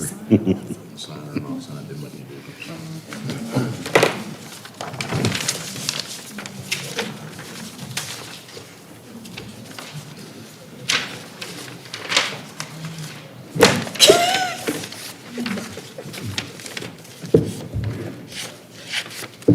How do you want to do? I'm so glad that Melissa Pickett's off, Brian. Look at these, like, photos. She If said you're- circle, not squares. Has everybody completed theirs? We will take about a 10-minute break while Ms. Hillary tallies up the numbers on this. Okay? Take a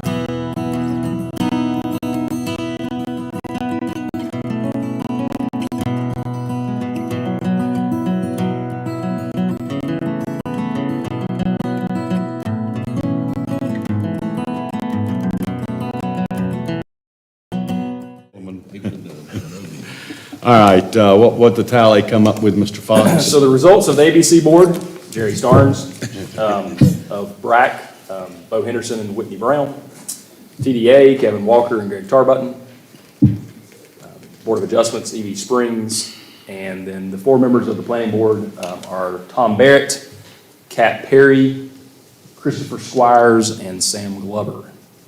Are the 4 new members of the planning board. So Kevin, if you would contact Chris, Glover, was an alternate on the Board of Adjustments. That's correct. who was the 4th one?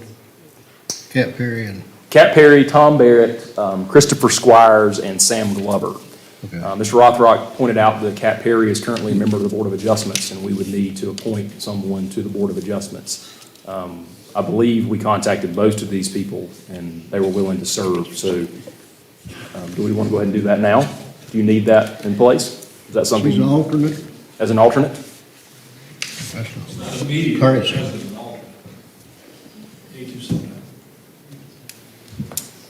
I don't care. Let's go ahead and do that tonight. Let's go ahead and do it, okay?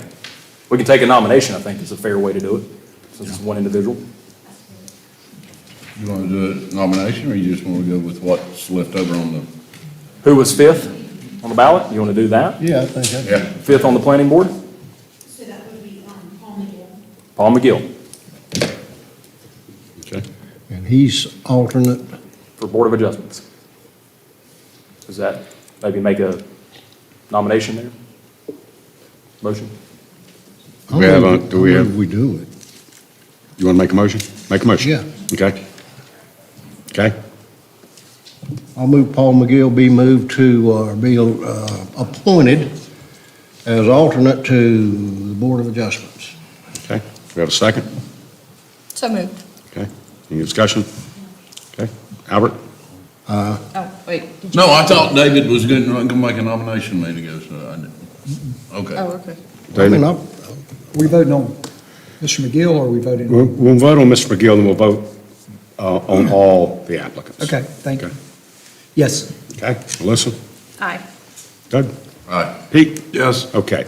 Do I have a motion to approve the applicants so stated by Shane Fox for the Planning Board, Board of Adjustments, ABC Board, TDA, and BRAC? So moved.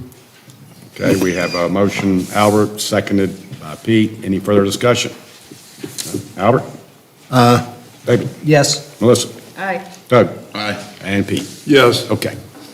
All right. Very good. Thank you to everyone that sent in their applications. We greatly appreciate your willingness to get involved in the town of Blowing Rock. Okay, moving right along. Parking committee discussion. Shane? This time I will turn it over to Chief Aaron Miller and allow him to move forward with this agenda topic. Good evening, Chief. Good evening, Mayor. How are you? Like Mr. Fox said earlier, during the town council retreat, we did spend some time talking about parking, particularly moving, the possibility of moving to a pay-to-park plan for Blowing Rock. So we felt that the next step to move forward in that process would be to select a group of people who represented all the different interest groups, all the different interests in Blowing Rock, to help make some recommendations back to the town council about how that should work. Particularly, some issues would be time limitations on street parking, parking rates, things of that nature. So I put together a list of organizations and different interest groups, which I felt like would represent everything in Blowing Rock. It did end up being a rather long list. But we felt like it was important that all the different groups have a say, the residents, the business interests, the tourists and visitors, as well as some of the different organizations and businesses that have some larger private parking that may be affected. So the thought process was we would bring this group together for an initial meeting, talk about the plans, and then maybe break that up into a couple of smaller groups that can work on specific issues. For example, the churches and some of the businesses that own parking lots may work on more of the, for lack of a better term, public-private partnership part of the parking, and the people left over could work on some of the other issues like the time limitations and the parking fees and that sort of thing. So, questions, comments? I just wonder, so I won't have to listen to it, why the Catholic Church is not on there. That is a good question, and that's mostly an omission on my part. Okay. Probably, though, the Catholic Church would not be impacted at all by our pay-to-park plan. I But agree. yes, I can definitely include them. That's probably just an omission on my part. I just didn't want them to feel Right, left I out. understand. Yeah, we'll definitely, we can definitely have them.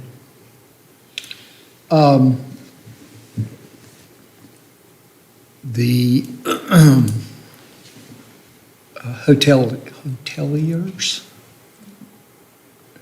is, I'm just thinking in terms of where they're located and if that would be impacted or not.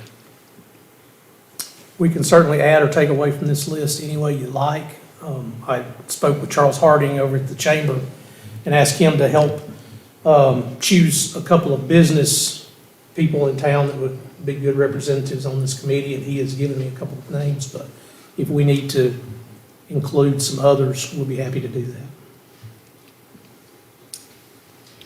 So tonight, you would like also the council to determine which two council members would like to be on Yes. this board, is that correct? Yes.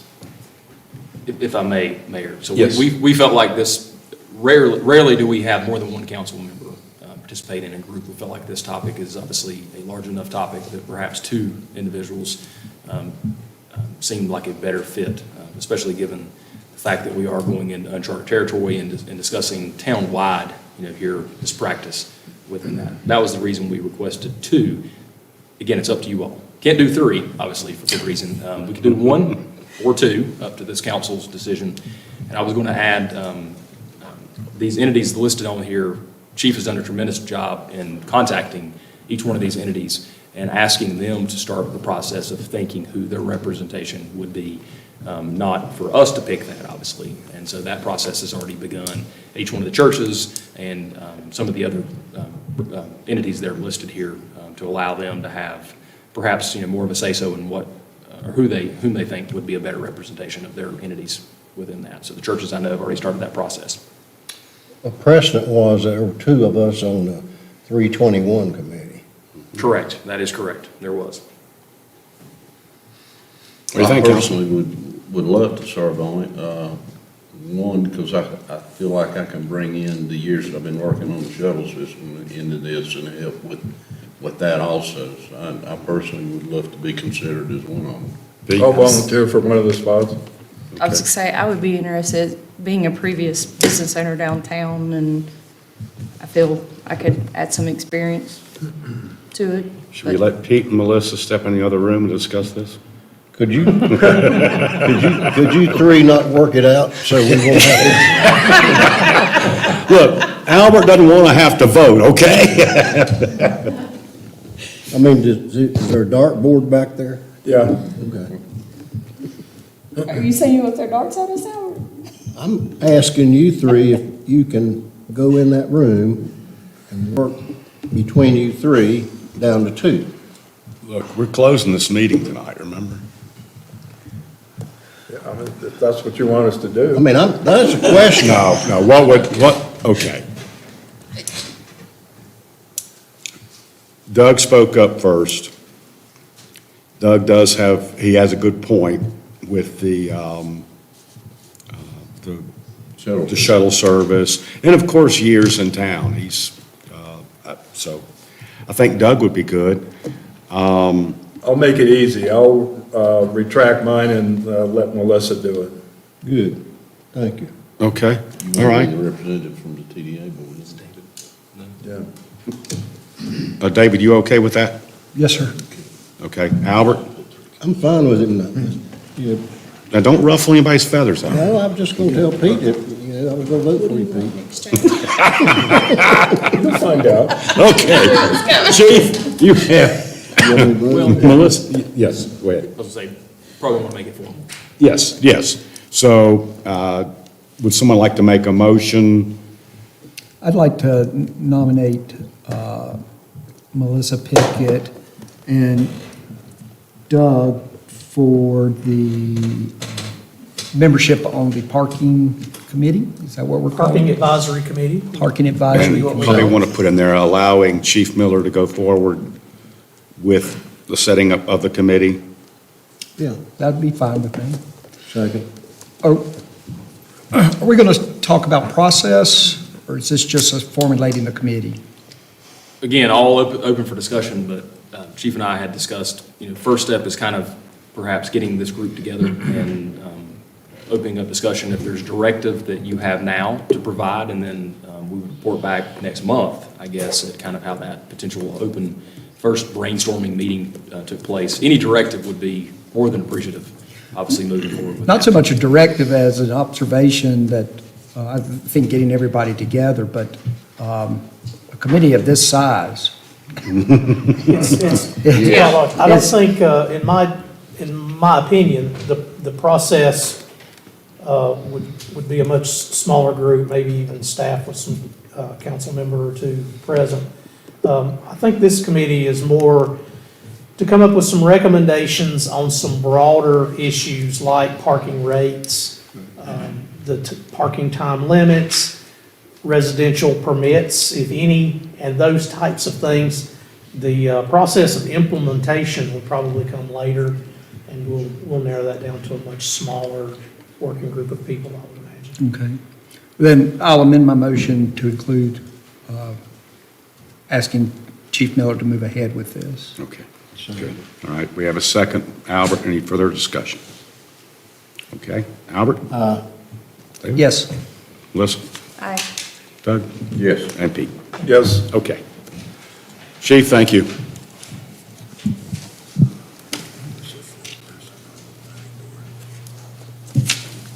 All right, moving right along, underground utilities. Thank you, Mayor, Council. This topic was discussed, obviously, in great detail by a group led by the Chamber and Mr. William Brinker, who are both here tonight, in much more detail than I ever could go into and won't go into tonight at the retreat. And so a great deal of work by that particular group, and really that one individual, Mr. Brinker, solely put a tremendous amount of work and effort into the presentation that you saw at the retreat. And so I've stolen a few slides from that presentation just to give a reminder to everyone. The map behind me is a scope of the project, essentially leading down around where the Getaway, John Winkler's Hotel, is currently located up to St. Mary's. And so what you see behind me is the Main Street kind of corridor. And so when we're talking about underground utilities, we're not talking about all of downtown. We're talking about really this one section of Main Street, again, from Getaway, give or take, down to St. Mary's. When we talk about underground utilities, the picture behind me shows, the spaghetti lines and et cetera in different places, the large transformers up on the poles. And so what we're talking about is the burying of the conduit to be able to move forward with obviously taking those poles and lines down, placing those within the conduit, along with replacing those transformers above ground with green boxes on the ground within that. The group went into a great amount of detail showing the work that had been done by some of the utility companies and talking about the work that had been put into talking with homeowners and business owners, et cetera, and went into, again, a great deal of detail in the work that they've done to get the word out on the street, so to speak, with this project. We had never gone into this much detail as a town, as much as they did through what you see behind me, which was overall an estimate of about $4 million, about less than $4 million. Previously, we'd had a larger number that was presented, again, a much larger scope project, included all Main Street, essentially all of downtown as a part of that with McGill, but again, not to this level of detail of kind of what we're talking tonight. And what you see behind me is a significant cost savings due to the fact that we are looking at a once-in-a-lifetime timing was what was described by this group because of the Main Street Water and Sewer project that we discussed earlier tonight and passed that acceptance of that contract. And so, as we know, as we go into 2022, 2023, we'll start the Main Street project. And so the Chamber Group presented this as being something that the timing could not have been more perfect. Like I said, it's kind of a once-in-a-lifetime opportunity. So their cost estimate is $4 million. Again, that's not an exact number. We do not have biddable documents at this point. We don't have an overall finite scope or design, we have scope but not design of the conduits, placements, et cetera. That's coming up in just a few moments. We talked a little bit about potential funding at the retreat, but not really into any detail. We have looked into a couple different options, utilizing installment financing, bank note financing, et cetera, essentially a 10-year, 15-year type look. The 10-year at 2%, again, these are numbers that are subject to change. As of right now, is about $400,000 annually in debt service. 15-year would be, we want about higher, 2.25 is about $315 annually.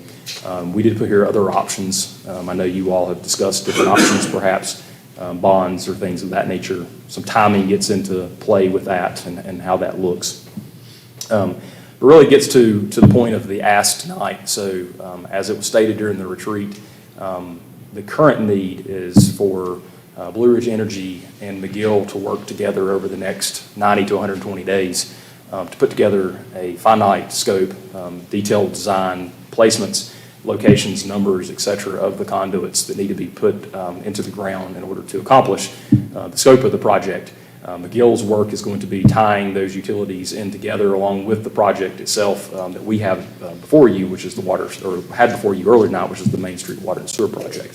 Brimco has a standard 5% cost of what they believe is their estimated number, which is the top number here. So if you take that top number of 1.3 million times the 5%, that is where you get their $66,000 number, which is a standard 5% cost for them to move forward with a much more detailed design of the conduit plan.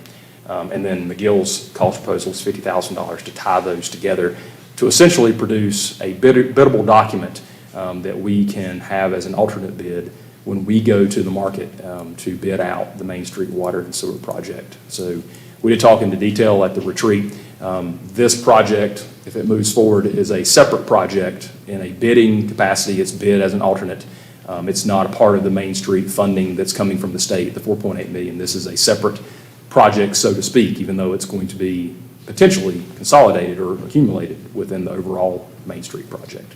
And so tonight's ask is, if the council chooses to move forward with this, is $116,781 to move forward or allow the Brimco and McGill to move forward with producing biddable documents, essentially over the next 120 days, I believe is our timeline for that. I'll try to answer questions. I know, again, the chamber group's here as well. They're not necessarily on the agenda to speak, but if there's detailed questions, they're probably more able to answer those questions than I am. Council? There's prohibition against the utilities and our water and sewer unless they're bid separately. Is that correct? Correct. So the $4.8 million that we receive from the state is being moved to us through the Department of DEQ. Is that right? So is moving that through. So that's water and sewer only. So that has to be a separate document, separate bid document, separate design process within that particular project. Is there a prohibition against, say, contractor X getting both contracts? No, there is not. Okay. No, we would bid it as an alternate. Is that the proper? Yeah. It would be, our expectation is to bid as one project, and we hope to have one contractor for the project. But we will track them, each fund separately. So all this would be a completely separate bid division, is what we call it at McGill. So we would have a division of bid items for underground utility, a division for bid items of water, and a division of bid items for sewer. Because the state's already told us that the water and the sewer need to be tracked separately. Okay. Because that's the way they do things. All right. Same if we end up moving forward with the North Main sidewalk portion. That would be another separate piece to that as well. That's not here tonight. That is not here tonight. That is correct. Council? would you come up with 116 at?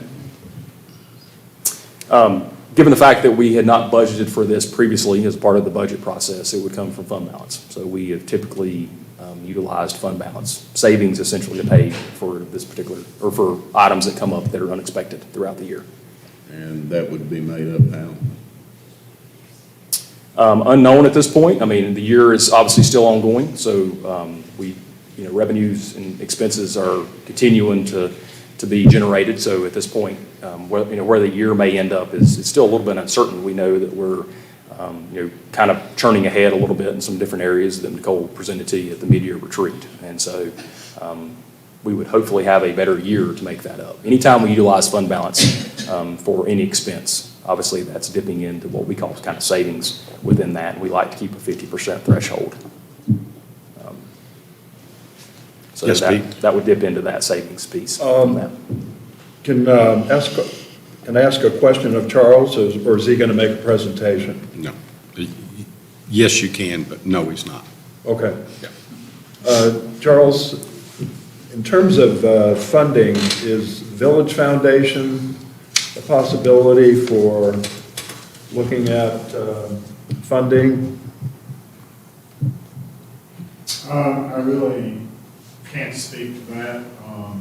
They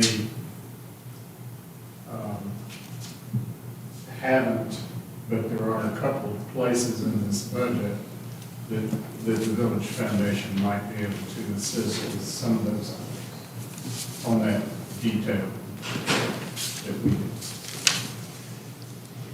Because I'm speaking for the Village Foundation. Right, no, I understand that, but since Village Foundation isn't here, so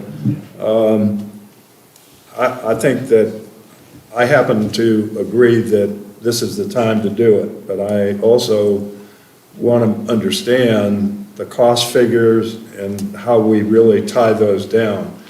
116, as I've been told, is really something that has to be done so that a contractor would be able to come in and specifically know the detail of what is going to happen. I think there are also potential other pockets of money, and if we go down the road, I'm happy to explore with some people where that money would come from. I would add so the 4 million number that has been generated as an estimate is an estimate. So until if we're going to move forward with the project, this would be step number one for us to be able to obtain biddable documents. So that would be what we get from that is what you would give to a contractor to make the bid, or bids from various contractors. That's correct. But if I understand correctly, Doug, if this money is not spent, there's no moving forward whatsoever with the underground utilities. We don't know any better information than what you already have. And, so at some point, you'll have to make the decision, do you want to try to put it in the water and sewer project? And that constitutes this step. Correct. That's correct. Can I speak to that? Yes. Yeah. So, and again, that 116 is part of a rough $4 million estimate. So it's not in addition to, that's lumped into the engineering budget at the bottom and the top number from Brimco. But you've got to spend that money, right, to take it out to bid, to then firm up all of these numbers with that contractor. Just the same as the water and sewer project. I mean, you guys have a $4.8 million budget, but until McGill finishes the plans and takes that out to bid and itemizes that with the contractor, you might be high or low on that, right? You don't know. You got to spend the engineering dollars to then take it out and get firm numbers. So you're learning in parallel. From a timing perspective, you do need to commit to spending that money, I'll say now, in order to get those drawing sets generated concurrently with the water and sewer that's been provided so that it all can practically go underground at the same time. So it really is a timing thing.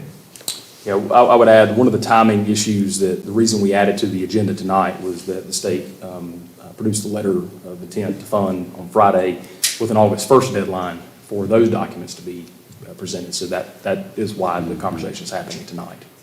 And these would have to be filed by that August 1st deadline also? It would have to be a part of the project, I wouldn't think, Doug. I mean, I'm not sure. It will happen parallel, but it doesn't Have have to to be- be completed by August. Okay.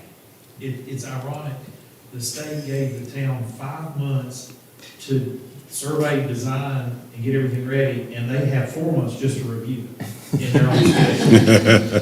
Doug, I'm married to that government. I completely understand your pain. I think there's probably a disconnect from your connection to the connection I'm talking about. That's the person. We need to be careful with these connections. What do you think, council? Doug, this is probably an unfair question, but do you have an opinion one way or another about this estimate, this 3.9 million? I'll give you a fact. I'll take a fact any day over an A week opinion. ago, I filled up my car at the house, and it was, gas was $3.35 a gallon. Today it's $3.99 a gallon. So when I turned over the magic 8 ball, it says, points to it could be more. It could not be. It's kind of hard to tell right now. But what I will say is, if you don't do this, you won't know. You'll still be, you're still guessing if you don't at least find out. And right there is why architects and engineers don't get along. It depends is his favorite word. Okay, I'll So, say this, if I my money, I bet it's gonna be a little higher, but, We have no way of knowing that. Thank you. it depends is his favorite word, is what we've said Would before. one of you like to, I'm sorry, Doug, go ahead. Yeah, I've got a couple of questions left, please, sir. And we're looking at what, 12 boxes that's gonna have to be brought down to what I consider eye level? The answer that I was received was 12 to 16 is kind of the rough number. So we're taking something that we don't see and bringing down to where we do see. I mean, how big are those boxes? There's two different size boxes that, when we're talking about the boxes, you'll generally see, one's a 4x4, one's a 4x8. All boxes would not be located necessarily on Main Street. So again, every time you come off of Main Street, you've got to go down a side street. So a lot of the boxes will be located in medians and things on the side street. An example would be, if you pass down Take Heart, you're behind the First Citizens Building, there's a median there across from the AT&T building where we would locate a box that would eliminate the box in the pole that you currently see if you're looking up. I guess when you talk about what you see, it's depending on where you're looking, right? But that one in particular would go on the side street and not be on Main Street. So it depends. I've got an illustrative design already from Bremco, but that's part of the engineering dollars, is for them to specifically say, this is where this one can go, this is where that one can go. But we're looking at about 12 to 16 boxes.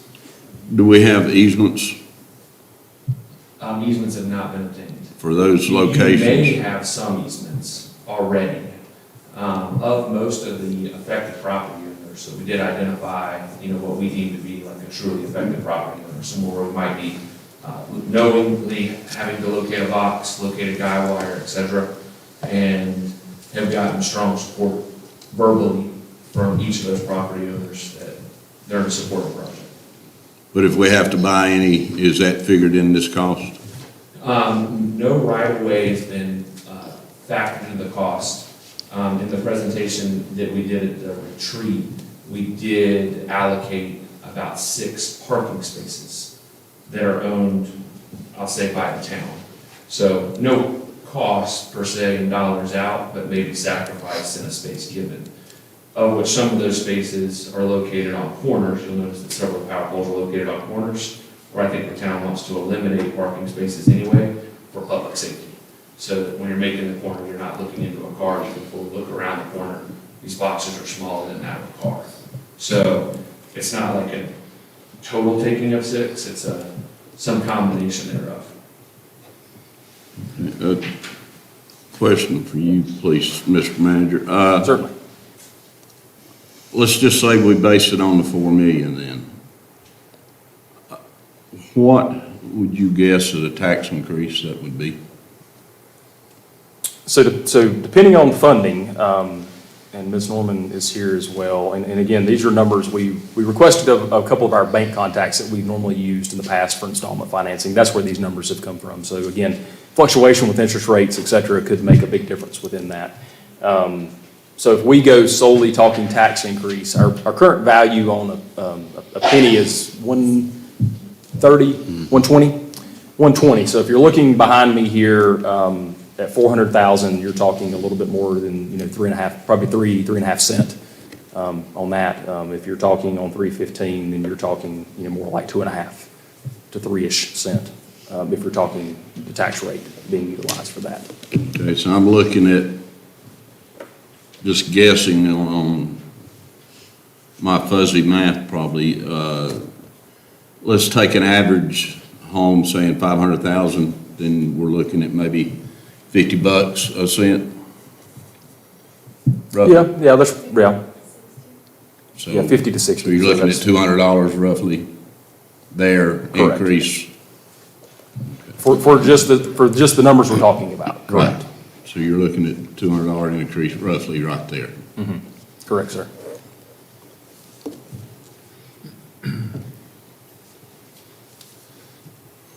Council?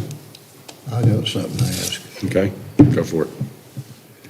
Over this weekend, I managed to find about 25 people that had the courage to say they'd voted for me. And although I really respect their intelligence, not but 2 of them knew about this. And I'm being serious. So who's doing a poor job of informing the public that what's our taxes gonna go up, Doug? Well, that was just a rough guess. If. We're all talking ifs.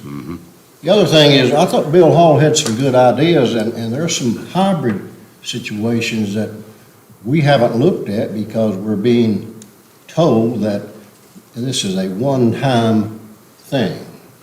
Now, maybe they have quit making backhoes and concrete saws, I don't think so. But that's bothering me, that of those 25 people I talked to, who were full-time residents, responsible enough to vote, only 2 of them knew about it. That's a problem with me. I'm not going to get into the weeds about the aesthetics. Of course it will look better. I mean, I have no question about that. The transformers bother me. I'm told, rumor has it, that they're 10 feet by 10 feet. I don't know. And I'm from the city of Newton, I always have to get that in here. But they have underground wiring in their, what's called the Court Square. And that's about a 6-block area. And you can only see 1 transformer in all that area. One, and it's not 10 by 10. Now Doug may know more about that than I do. Yeah, I think I'm assuming they're in alleyways, but I drove through, Newton only has 2 alleys in the downtown fire district. And where would they be, Doug? I can't tell you for sure, even though we've done some of the work downtown Newton, some of that, it is like Rolling Rock, some of the services are behind the structures. Some of what you have here, and William may be able to answer better than I can, some of what you have here are also switches. Because, and I'm telling you from what I remember, there are several circuits that come through downtown. And they can be fed from different directions. So if there's a problem with the system, somewhere right out here, there's a switch, and it switches the circuit from feeding one way or the other way. Well, that switch has to be in a box somewhere. If that switch doesn't go away when we put utilities underground, it still has to stay. It has to be in a box where the guy with the pole that you saw in the picture can reach in and switch it. So some of that's what that is. It's not always just transformers. And the information that William mentioned were the things that Remco told the group that, this would have to be 4x4, this would have to be a 4x8. So that's the best information that they have. But that's not the final, I mean, those aren't, everything's not finalized, that's why it has to be designed. I mean, they've estimated how many conduits and the size of the conduits in different sections, but that's part of the design process, is going out and figuring out the details of that. If, And I would add that maybe the 10-foot section that was discussed during the retreat is, I think, a clearance on some of these boxes. You gotta have a 10-foot clearance to be able to see the poles behind me, get access to it. So Yes, the- some of those boxes have 10-foot clearance on one side, and some of those boxes have to have 10-foot clearance on both sides. Just depends on what the boxes do. if I recall, there was discussion at the retreat presentation about that this could be done in phases, if I recall. We asked about that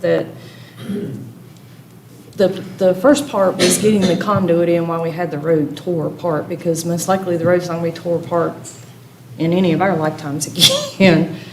But if we got the conduit in, then the lines could be ran at a different time into the conduit. Am I incorrect in that, William?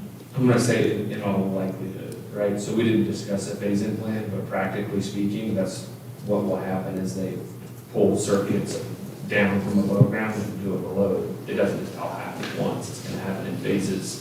The key savings, right, I'll say the ones in a lifetime is the road's gonna be dug up for water and sewer.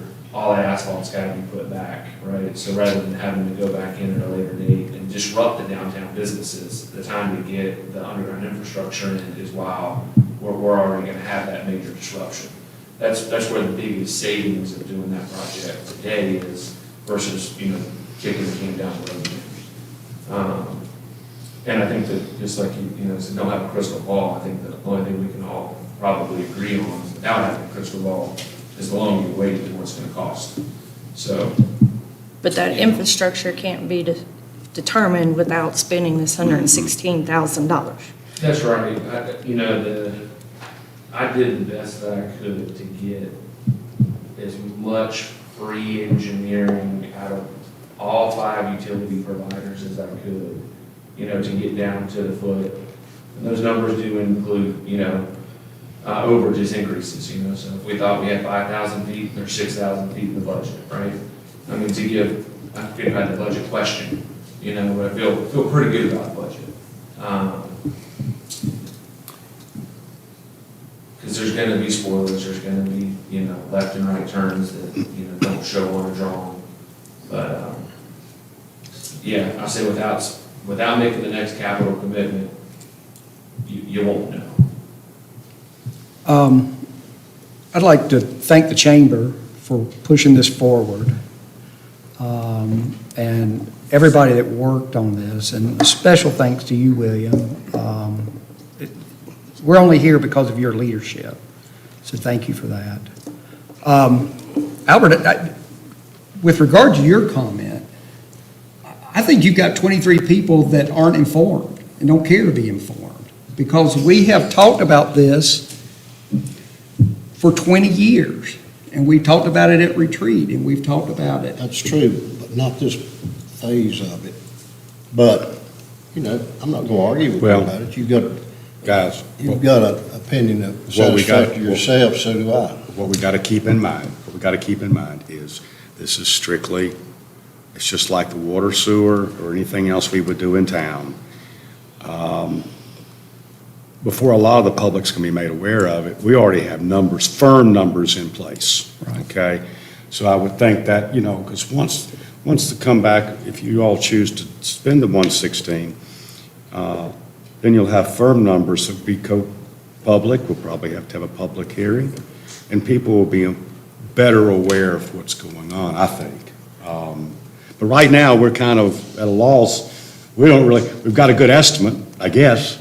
Yeah. Well, what I was going to finish by saying is, it really comes down to what we think our margin is and what we can absorb. And we've got a lot of infrastructure things that we need to do. We've got a lot of parks things that we need to do. But I don't think there's a town better positioned to do this than we are, especially in light of our reevaluation. So you know, I've been on the fence about this for a long time, but I'm excited about it, and I'd like to see us move at least ahead to get and I'm willing to spend $116,000 to find that out. Would you like to make a motion? If no one else has any other discussion, I will. Now, expand on reevaluation. That's revenue neutral. I realize that's revenue neutral, but at the same time, there may be a tax increase. Just because we had a revaluation doesn't mean that we may not, Yes. we may not consider raising taxes for good reason. Well, I really think that's kind of premature right You now. put parentheses around May. I think that's premature right now, Albert. But, You all have to decide on whether to go forward or not, which is the, well, I will make a motion that we move forward with this proposal. I'll second it. we have a first, we have a second from Pete. Now, do we have any additional discussion? Doug? No, I just, like I said, I'm gonna have to make, I will second, I appreciate all the work that's been done, but I'll have to make my vote on the people that I've talked to here in Bourne Rock, the residents and how they feel about it, and that's how my vote will be, so. Melissa, any comments? I would just say that I agree with all the comments that have been made, that I said this in retreat, that, you know, we have, Shane brought, bless his heart, $48 million worth of projects the town has. 54. Okay, sorry. Over the next 20 years, but there are there's urgency projects such as our water and sewer plants, but there's also time urgency. And to me, this one, putting utilities underground does not rank to me over replacing equipment, water and sewer, but the timing is not something that we can look away from. I mean, bless y'all's heart, I don't plan on being here when we rip up Main Street again and replace water and sewer lines. So I just don't think this is an opportunity that we can pass up, so. David, you made the motion. Would you like to say anything else before the vote? No. Okay. Albert? Well, I feel rushed on this, and no matter what David believes about my constituency, I have confidence in them. How do you vote? And I will not be able to vote for this. Okay. Yes. Melissa? Yes. Doug? As I said, I can't, no. Okay. Pete? Yes. Okay, it does pass. And at least that'll give everybody an idea on what it's really going to take. And that's for another day. Okay. Well, thank you for your time. Thank y'all. Y'all spent a lot of time on that, Charles. And we'll see how it goes moving forward. Okay. All right, moving right along, we have Parks, Recreation, Summer Camp fees. Hey, Thank you, Mayor. So as we go into each budget season, it's been a longer night, in the February, March, April, May timeframe, like we are right now, we pass a budget, obviously, effective July 1st, that includes all of our fees. Our summer camp fees are a part of that. We're coming into a new summer camp season, in which registration will begin very soon, with fees that were approved last year for the current budget season. So we have been in discussion of potentially reevaluating those fees as we go into registration again this year, which would need a discussion and potential approval from you all, given the fact that you did approve the original fees, current fees that we have. So Park and Rec Director, Ms. Brown, is here to present her case on this. thank you, Ms. Brown.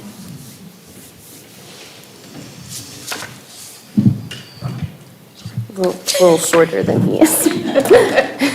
Good evening, Mayor and Council.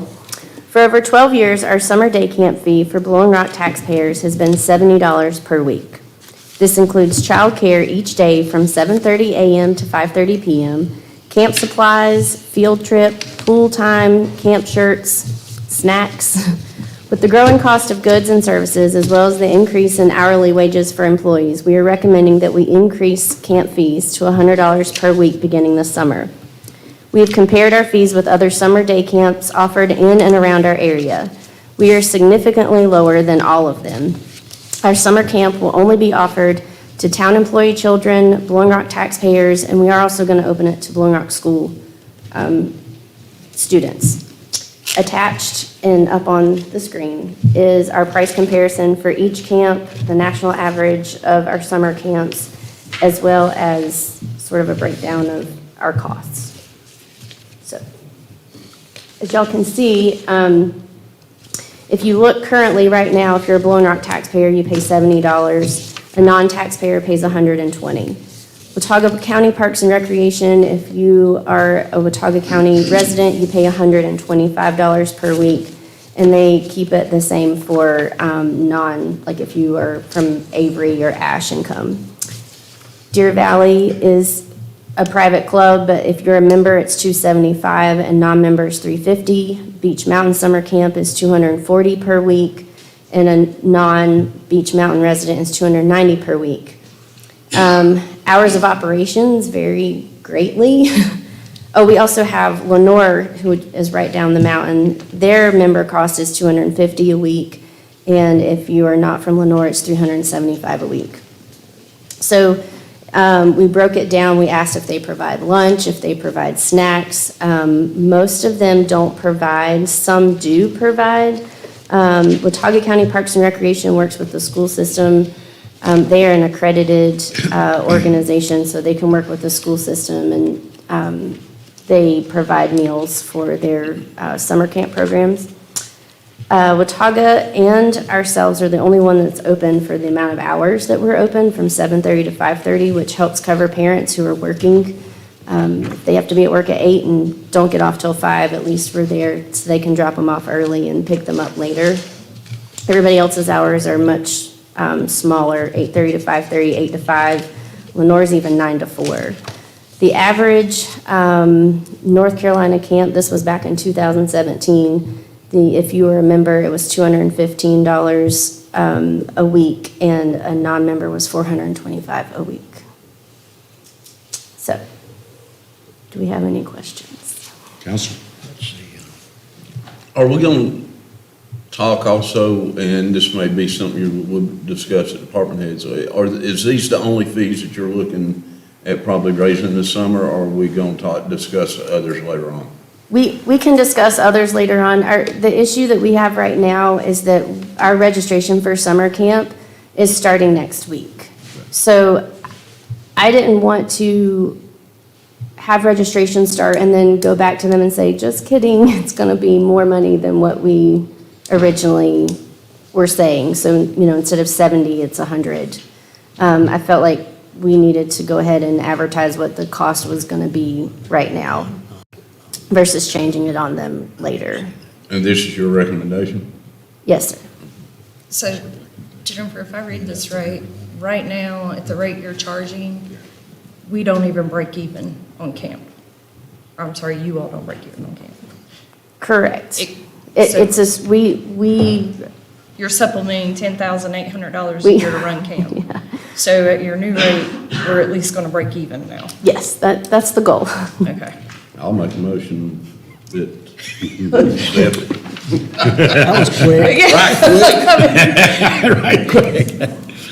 All right, Doug's made a motion and says we need to move second that. forward with this. Do we have a second? I will Like losing second. money. Okay, we have a second. Do we have any additional discussion? Albert, how do you plead? Who am I to argue with Jennifer? David? Yes. Melissa? Yes. Doug? Yeah. Okay. Pete? Yes. Okay. Thank you, Ms. Thank you. Brown. Thank you, Jennifer.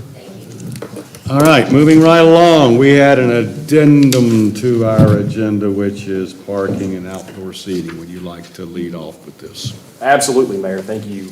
Coming to our last action item for the night, before 9 o'clock, so thank you all for that. That's a very efficient meeting. They didn't want to have a second meeting. I will ultimately turn it over to Mr. Rothrock, who led this discussion at the retreat with regards to outdoor dining, our current ordinance, and a little bit maybe background, if that's okay. Kevin, if you don't mind coming up and kind of rehashing a little bit of that conversation. Yeah, I'll wing it. Some things never change. Similar to before.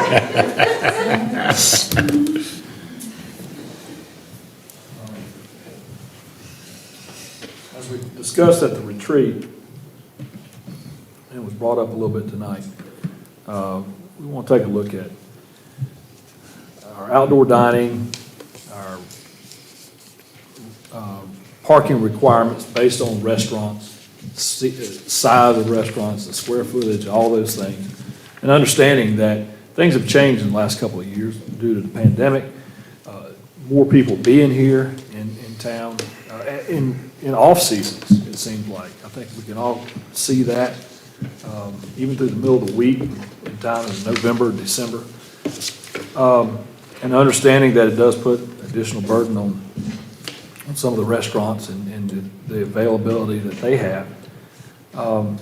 But with that, we've got an ordinance that's existing, and we need to, it was 12 years ago that we made some adjustments to our downtown parking requirements for restaurants and for retail and office, and a full evaluation of those standards back then, and yielded some relief for restaurants particularly in reducing the amount of parking that they had to have for indoor dining and for outside dining. And we're trying to circle back and enforce what our ordinance says. There are restaurants and other establishments that have a special use or conditional use permit that defines how many parking spaces that they have to have, how many outdoor seats they have to have. And so we are trying to be consistent and also understand the needs of the community.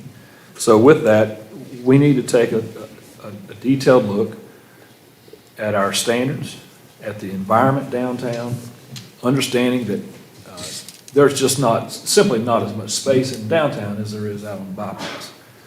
And we can look at other communities, what they do. But the first step would be to start with the planning board. And now that we have a full board, it would be good to break a committee off of that and establish a subcommittee and dig into those details and involve the community where we can and come up with some other standards that might be acceptable. I did include this.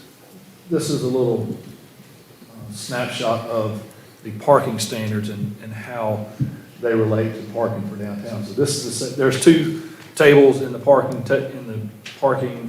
standards. Two different tables. One is for all areas of town, and one is specific for town center and central business. One thing that may throw you off, when this was grouped in use categories, restaurant, there it says no carry out or drive-through service. No carry. That's for 8.2. There's several use categories in our land use code. 8.1, 8.2, 8.3, and they're all different. And they're all different in what districts they're allowed. One that includes drive-through is not allowed downtown. It was only allowed on the bypass. So that may throw you off a little bit where it would say no carry-outs. All the restaurants downtown are allowed to have carry-out. And so that may be confusing as you read it, and we can make some adjustments to the reading of what our code says. It still says the same thing, but if it's a little confusing, that's why it says that. I'll be glad to answer any questions. I hope that kind of summarized what we discussed. So what is the request? That we involve the planning board in this? Or?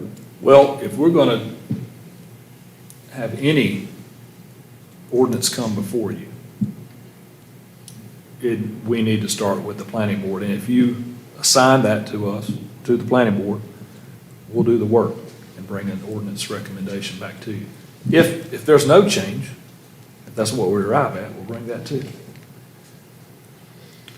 you. So if I would just add that the two council members that had asked for this to be placed on the agenda had asked for it to be moved to the planning board with open discussion tonight with any directive that would be associated with that recommendation to the planning board, I believe is how it was worded. Kevin, if we send this to the planning board tonight, can it move through the planning board and you all have recommendations back to the council by the May meeting for us to do an approval? May, Yes. we'll try. I can't say for certain, but we'll certainly try. Pete? Considering and listening to what the restaurant people have said, they've got planning to do. And I don't think it's fair to them to have this saying, I understand the process, but I would recommend that we put a hold on the interpretations of this until, Kevin, you and the planning board and the new planning board people make your recommendation and then come back to us. But I don't think it's fair to restaurant people to just be hanging out there waiting for something. You said interpretations, you mean enforcement? Yeah, enforcement, sorry, thank you. Since retreat, you put the notice out that everybody needs to be back in compliance, correct? No. You have not? No, that was 2 weeks ago. I haven't. Okay, well, no, I was This just thing's asking. I kinda know that boiling was, up, and I'm not that was really the sure what to do. conversation at retreat. I was just Yes, asking. it is. Okay. You haven't or haven't? I have not. Why did some of them get into compliance? I did that in the fall. We did this in the fall, and so a lot of these came into compliance. There are some that have not. Who Who came into compliance? did not? I don't Yeah, I'm think, not I don't think that should be done in public. Let's just let that go. Okay. Well, history is an elixir to me. I majored in it. I'll explain that to you later. I do have a But question. I don't, we did this late, sort of in the retreat, and a human mind absorbs so much. And we had a big retreat. And I went along with, what's the history of why they had open-air dining, and that's been taken away? COVID? Okay. And by what authority was that done? See if I can think on my feet. Okay. With the original restrictions that were placed on restaurants by the state, limiting capacity, you want to go back that far? They were allowed to move some seating outdoors. Yeah. And we said, sure, that makes perfect sense. We want to keep people open as much as we can, do whatever we can do to help restaurants move along. And then the pandemic is this kind of thing. Well, we're going to restrict it back. We're going to come back to what the ordinance says. Well, then things take off again and so, well, let's hold off. Then it looks like, well, let's bring it back in. And that was this fall. And that's where we are now. We discussed it at retreat. My understanding is that you want us to enforce what the ordinance says and what everyone's permit requires them to have. And Yeah, and I was involved in saying that, and I've looked at this with a different eye, because restaurant people, Melissa asked you a very valid question. I mean, how long is it going to take the planning board? You don't know, nobody knows. Right. And I respect that. But these people are going to have to start hiring for the season. And they don't know what the hell to do now. So I'm of the mindset to stay taking this away from them. Okay. The worst case scenario would be that when the planning board comes around and presents and we decide, then we might take it away. I'm somewhat doubtful of that. But these people need to know something. They got to hire people. Are you making a motion? I make a motion that we Suspend. suspend the suspending of your special compensation. Is that what would you call it? What did you call it? So I would add, if I may, the decision was made early on within the state of emergency and the COVID restrictions that we had to eliminate enforcement of the ordinance. So it's an enforcement issue of the current ordinance. The current ordinance that we have is still in place. The one that was put into place, I think last amended, it says here in 2010, is still in place. It's the enforcement of that ordinance that was My motion would a piece of say, that. stay the enforcement. I'll second Albert's motion. Discussions, guys? I do have a question on that. So when you lax the enforcement on the restaurants, is it done on an individual basis on judging how? No, it's everybody. I mean- No, I understand that, but how do you decide restaurant A gets 4 extra tables, restaurant B gets 10 extra tables? That's what I'm asking, is it Uptown for the individually? bypass. Yeah, is it an individual basis? Not saying that one way or the other is bad, I'm just asking how you're doing it. So in discussions in which we had early on, we used a lot of other examples. So some towns were allowing access into public property, so wider sidewalks, common Yes. areas. We don't have that luxury here. So we discussed not allowing tables to be put onto the sidewalks. Not allowing access to public was something we did discuss early on as being something that we probably would not allow because we don't have access to that. So we discussed, from a current property owner standpoint, the parcels that they own, that would be the determination within that. That was the early on discussion. Others, like I said, Town of Boone has wider sidewalks in areas they allow certain people to be in the streets or in the parking places. I mean, there was a lot of things going on. We didn't think that we had that ability here from a safety standpoint, clearance, obstruction, et cetera, to do that type of thing. So we focused on the property itself. Each one is a little bit different. That was Is my that, question. We did a count in 2006 for each property in town that had a current restaurant, how many seats they had outside, how many they were authorized to have, if there was some type of authorization to do a conditional use permit or some zoning permit. And I've got that. And it tells you how many you can have, and that's kind of our go-to. We go back to that. If someone had a speckled trout had X number of seats approved through a conditional use permit. David's store next door. I mean, there's others. They all have a specific number. El Rincon, Letitia was here, she'd tell you. We worked with her because she needed some space to have, she didn't have anything. She had more than enough parking in the side lot that she didn't have to have the parking up front, so that was her opportunity. Okay. There's just a lot, I mean, I You don't answered want my to get into it. question. We No, kind you of did have answer my to, so we question. know what we're talking about. Yeah. Albert, you had another comment? Well, I want to get this straight in my mind.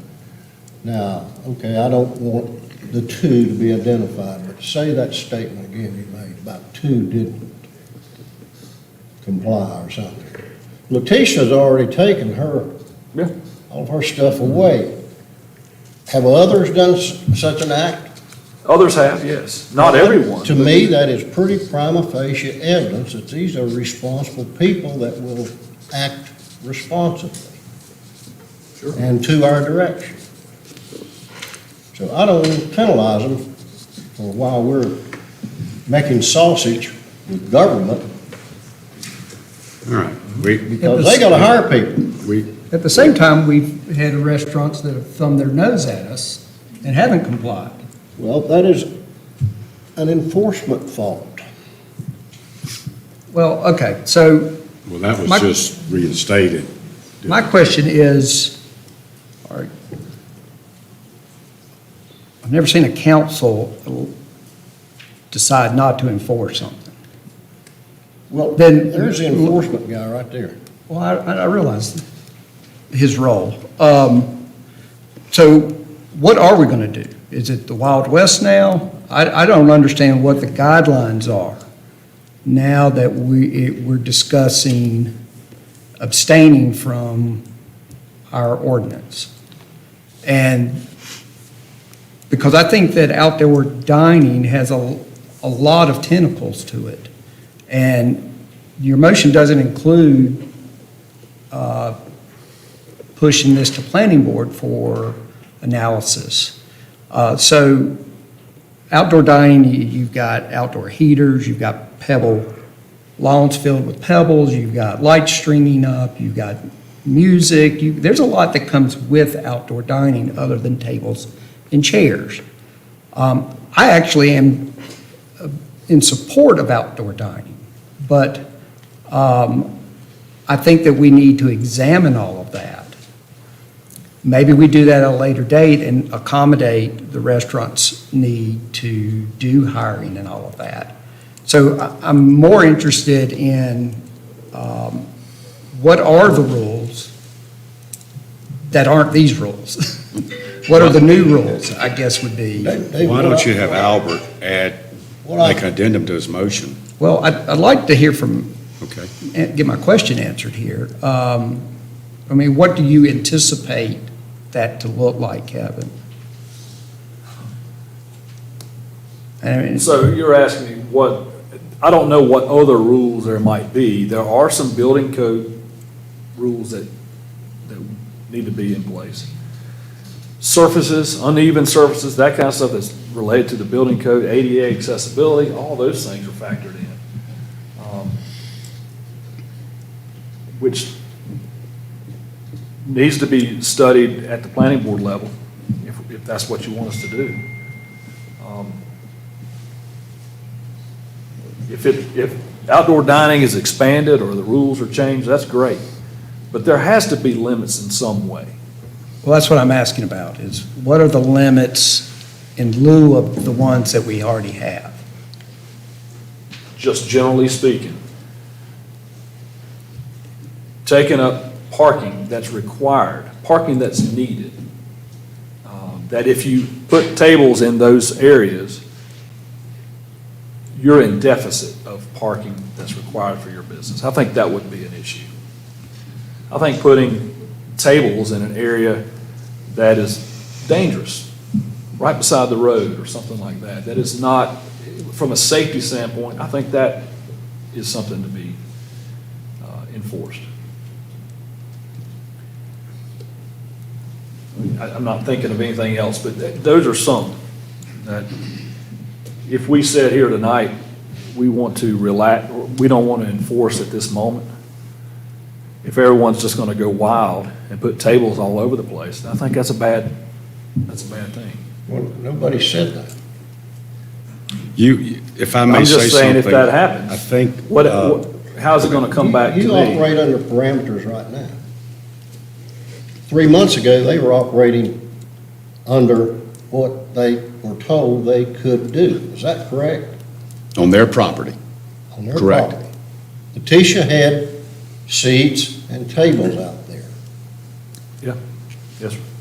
Sure did. They were operating within your parameters. Yes. I'm saying, whenever they were there, let's stay doing anything about that until the planning board does come up with a new set of rules. I understand. That's I'm what just I'm saying, Dave. trying to answer your questions. When y'all figure out what you want me to do, I'm ready, I'll do it. Well, we know that. Doug? I want to add to what David was saying, because I think part of this discussion, and one of the reasons that I wanted it added to the agenda tonight, was to help give some guidance to the planning board of what we're asking. And one of the main things, I don't feel like we've given a whole lot of that. We've kind of made a decision to let this go, but I don't think we've given much guidance to what we would like. Personally, and I've said this before, I'd like to see, when you do this, is that the bypass or Valley Boulevard be treated the same as downtown. I don't want to see, personally, I don't want to see a difference. If Uptown's allowed X number of spots, Valley Boulevard should be allowed the same thing. I don't want to see the two treated any different when this decision's made. I mean, that's my personal opinion. So we're looking, going back to 2010 and saying the rules that council established then is no longer. If that's what it takes to make it a level playing field, then that's what I'm looking at. That's me personally. I will have to say, if I may, David, I do understand where David's coming from, and I'm sure there's things that he's concerned with, and I am too, and that is drinking open containers walking down the street. I don't like that idea, but I do like being able to dine outside. And of course, like you had mentioned, or has been mentioned about dining on their own property. I would, oh, sorry. I've already spoken, so go ahead. I would like to bring up the fact that we're talking about enforcement here and non-enforcement. I know we're still not enforcing the ordinance, but I want to point out that for 2 years, basically now, Kevin and the staff have been controlling what the restaurants have been doing with outdoor seating. And best of my knowledge, there's not been any complaints for the council. I mean, Zero. you know, we've not said, Kevin, you've let this get out of control. So obviously Kevin is controlling it. So I don't see an issue in letting him, along with Shane and the rest of the staff, keep control of that, why they address the issue through planning board. But I do think we need to get this through planning board so they can get ready for the season. On the other side of that, I do agree that there's more to this than just seats and how many you can have. That might be a longer issue than just the seats, but that needs to be in the overall scheme of things. Now, if I'm the only one that thinks Kevin's doing on that subject, I apologize, but I think I it's mean, good. I don't think it forces the planning board at all, and I don't want to dictate to the planning board. no, I don't want to dictate. That's why I asked if Kevin thought they could get through. I mean, that gives them this month, that gets these new boards seated, gets them kind of up to date. Maybe you could put a task force together, and that would give them to bring it back to their April meeting, to the full board to discuss, and then to us in May. If that's not doable, we'll get it to us in June. I'm just trying to, So get us a- essentially, you all are putting back on Kevin and planning to come back with a proposal, yeah. recommendations To do- on how to amend or not amend the ordinance As soon as possible. as soon as possible. Yes. Yeah, I think it's a big ask for April. But Well, no, that's I'm why I willing said May. to stay this ordinance, but I'm stepping off of what Melissa said. Have you indeed been controlling it? If so, what have been your means to do that? Is what Melissa said an accurate statement? Well, we talked with restaurants on the front end. We talked mid-21, hey, we're gonna start bringing it back in. We're gonna start getting back to normal. And we talked about that to a couple of folks, and then things went haywire again, and we said, all right, keep it as it is, let it go. There's also a limit. I think there's a physical limit on property that they couldn't go beyond a certain point, then it would be off their property, or it'd be some issues, but we really haven't had any problems dealing with anybody. So, no one's complaining. I'm not complaining, but we know for the people that have met the ordinance and have been consistent with that, not fair to them. They've done what they're asked to do. So there's the fairness part, so we're ready to move along to, if we need to change it, fine. You give us direction on enforcement, we'll be glad to do whichever.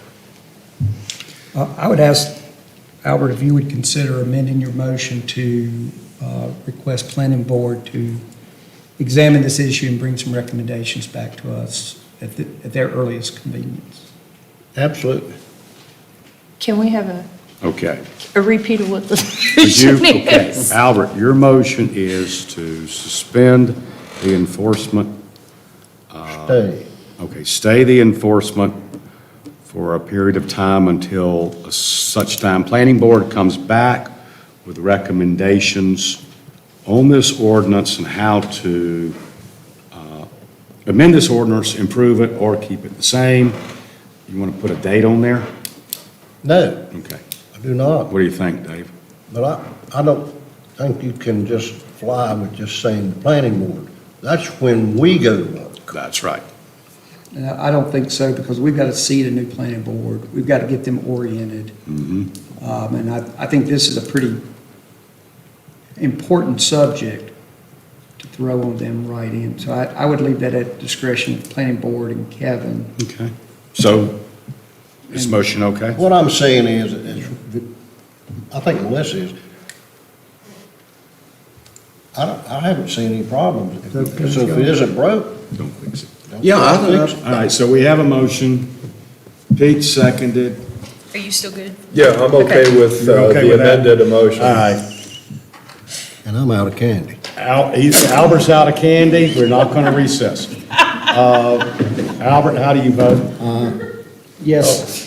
David? Yes. Melissa? Empty. Doug? Yes. Pete? Yes. Okay. All right. Thank you, guys. Now, moving right along. Well, official reports, comments. I just want to thank, all the town employees, town department heads, Shane Fox, Nicole, all the bunch for what they did for retreat. And they really, I thought it was very thorough. I want to thank you guys. Thank you so much. I want to thank the council for the days of patience and sitting through Shane's presentations. But, you guys are great, and you make some tough decisions, but you make smart decisions. And I'd like to thank the chamber and all the other organizations in town that do put their efforts forth and, feet on the ground, doing things that very much like the rest of us, volunteer work. So I want to thank all those people as well. That's it. Albert? Well, this meeting was a very good meeting, I thought. And my vote nay on this funding for the study should not be construed as a harbinger of any future vote. I stated my reasons, and I had the courage of my convictions, and that's why I voted the way I did on that issue. But we're going to get to look at it again. And that's about it. Dave? No comments. Melissa? All I want to do is make sure we invite everybody to come to Hometown Harvest and the town birthday party this Sunday at the Conference Center at 5:30. Very good. You gonna pick me up? Yes, Grandpa, I'll come get you. God almighty. Last time I was there, it's so foggy you couldn't see. Doug? Just quick comments on, I attended the North Carolina Board, League of Municipalities Board Directors meeting and retreat last week. And just some of the things that to be aware of that they're asking is that one party to regulate billboards in our own city limits. The view would be ruined when anybody could put them up anywhere they want to. I will send out to all the members here, I'll send out a link to a PowerPoint that goes over everything that we discussed down there, instead of going any further to wrap this meeting up. Thank you, Doug. Thank y'all. Pete? Just glad to see that the work on the pedestrian walkways is moving ahead. It looks like the contractor is being very diligent, and so thanks to Shane and the staff for getting that done. Thank you, Pete. Alan, you've been quiet tonight. He's going to stay that way. And Mr. Fox? I will quickly give just a few updates. I'll start with the crosswalks. Crosswalks indeed have begun, started last week. Timeline on that's May 1st, so we hopefully expect that to be done hopefully sooner.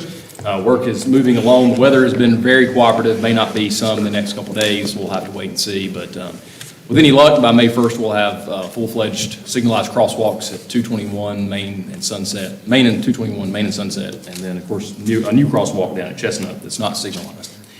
Embers Hotel progress, I put that here. That continues to move forward. The Rainy Lodge, former name to that, the Embers Hotel, progress continues to be made. Budget process has begun, so our annual budgeting process has begun. That'll first start with the department heads and then move through with revenue projections and then ultimately to you all, draft form, public hearing, et cetera. That'll be over the next few months. We've also put out an RFP for audit services. We 3 years ago, prior to my arrival, chose Martin Starnes and Associates, and their 3-year contract, initial contract is up, so we've chosen to go back out for bid to see what type of rates we potentially could get within that. That's an ever-changing market, I'll just say that, especially as new money is being funneled down by the millions from the state and federal government. It does make that process a little more complex and, for single audit purposes and cost, and so we'll see what kind of results we get from that. Did want to say the ribbon cutting for the Bass Lake project is scheduled right now for next meeting, so don't have an exact time from the chamber yet, unless Charles has one. 4:30, April 12th. 4:30, April 12th is the official date for the ribbon cutting for the Bass Lake sidewalk. And then the last thing I have here is Ms. Tammy Bentley retired officially last week from the town, and so just, if you would, please just continue to keep her in your prayers. She's been a special employee for us for a number of years and has chosen retirement out of necessity. So we love her and pray for her. She That's is it. frail, but she hadn't lost one step of alertness. There you go. Mr. Mayor, can I ask Charles, you want to mention tomorrow? I actually had a note here. for Pete. Right quick. Pete had asked me, earlier what time, so tomorrow our Leadership Challenge class will be meeting in this room. There's 17 of them this year, and so we're going to have a meet and greet with the elected officials, which would include all of you, from 2:40 to 3:20. Or you could come at 1 and hear me speak again if you'd like to. Or Melissa.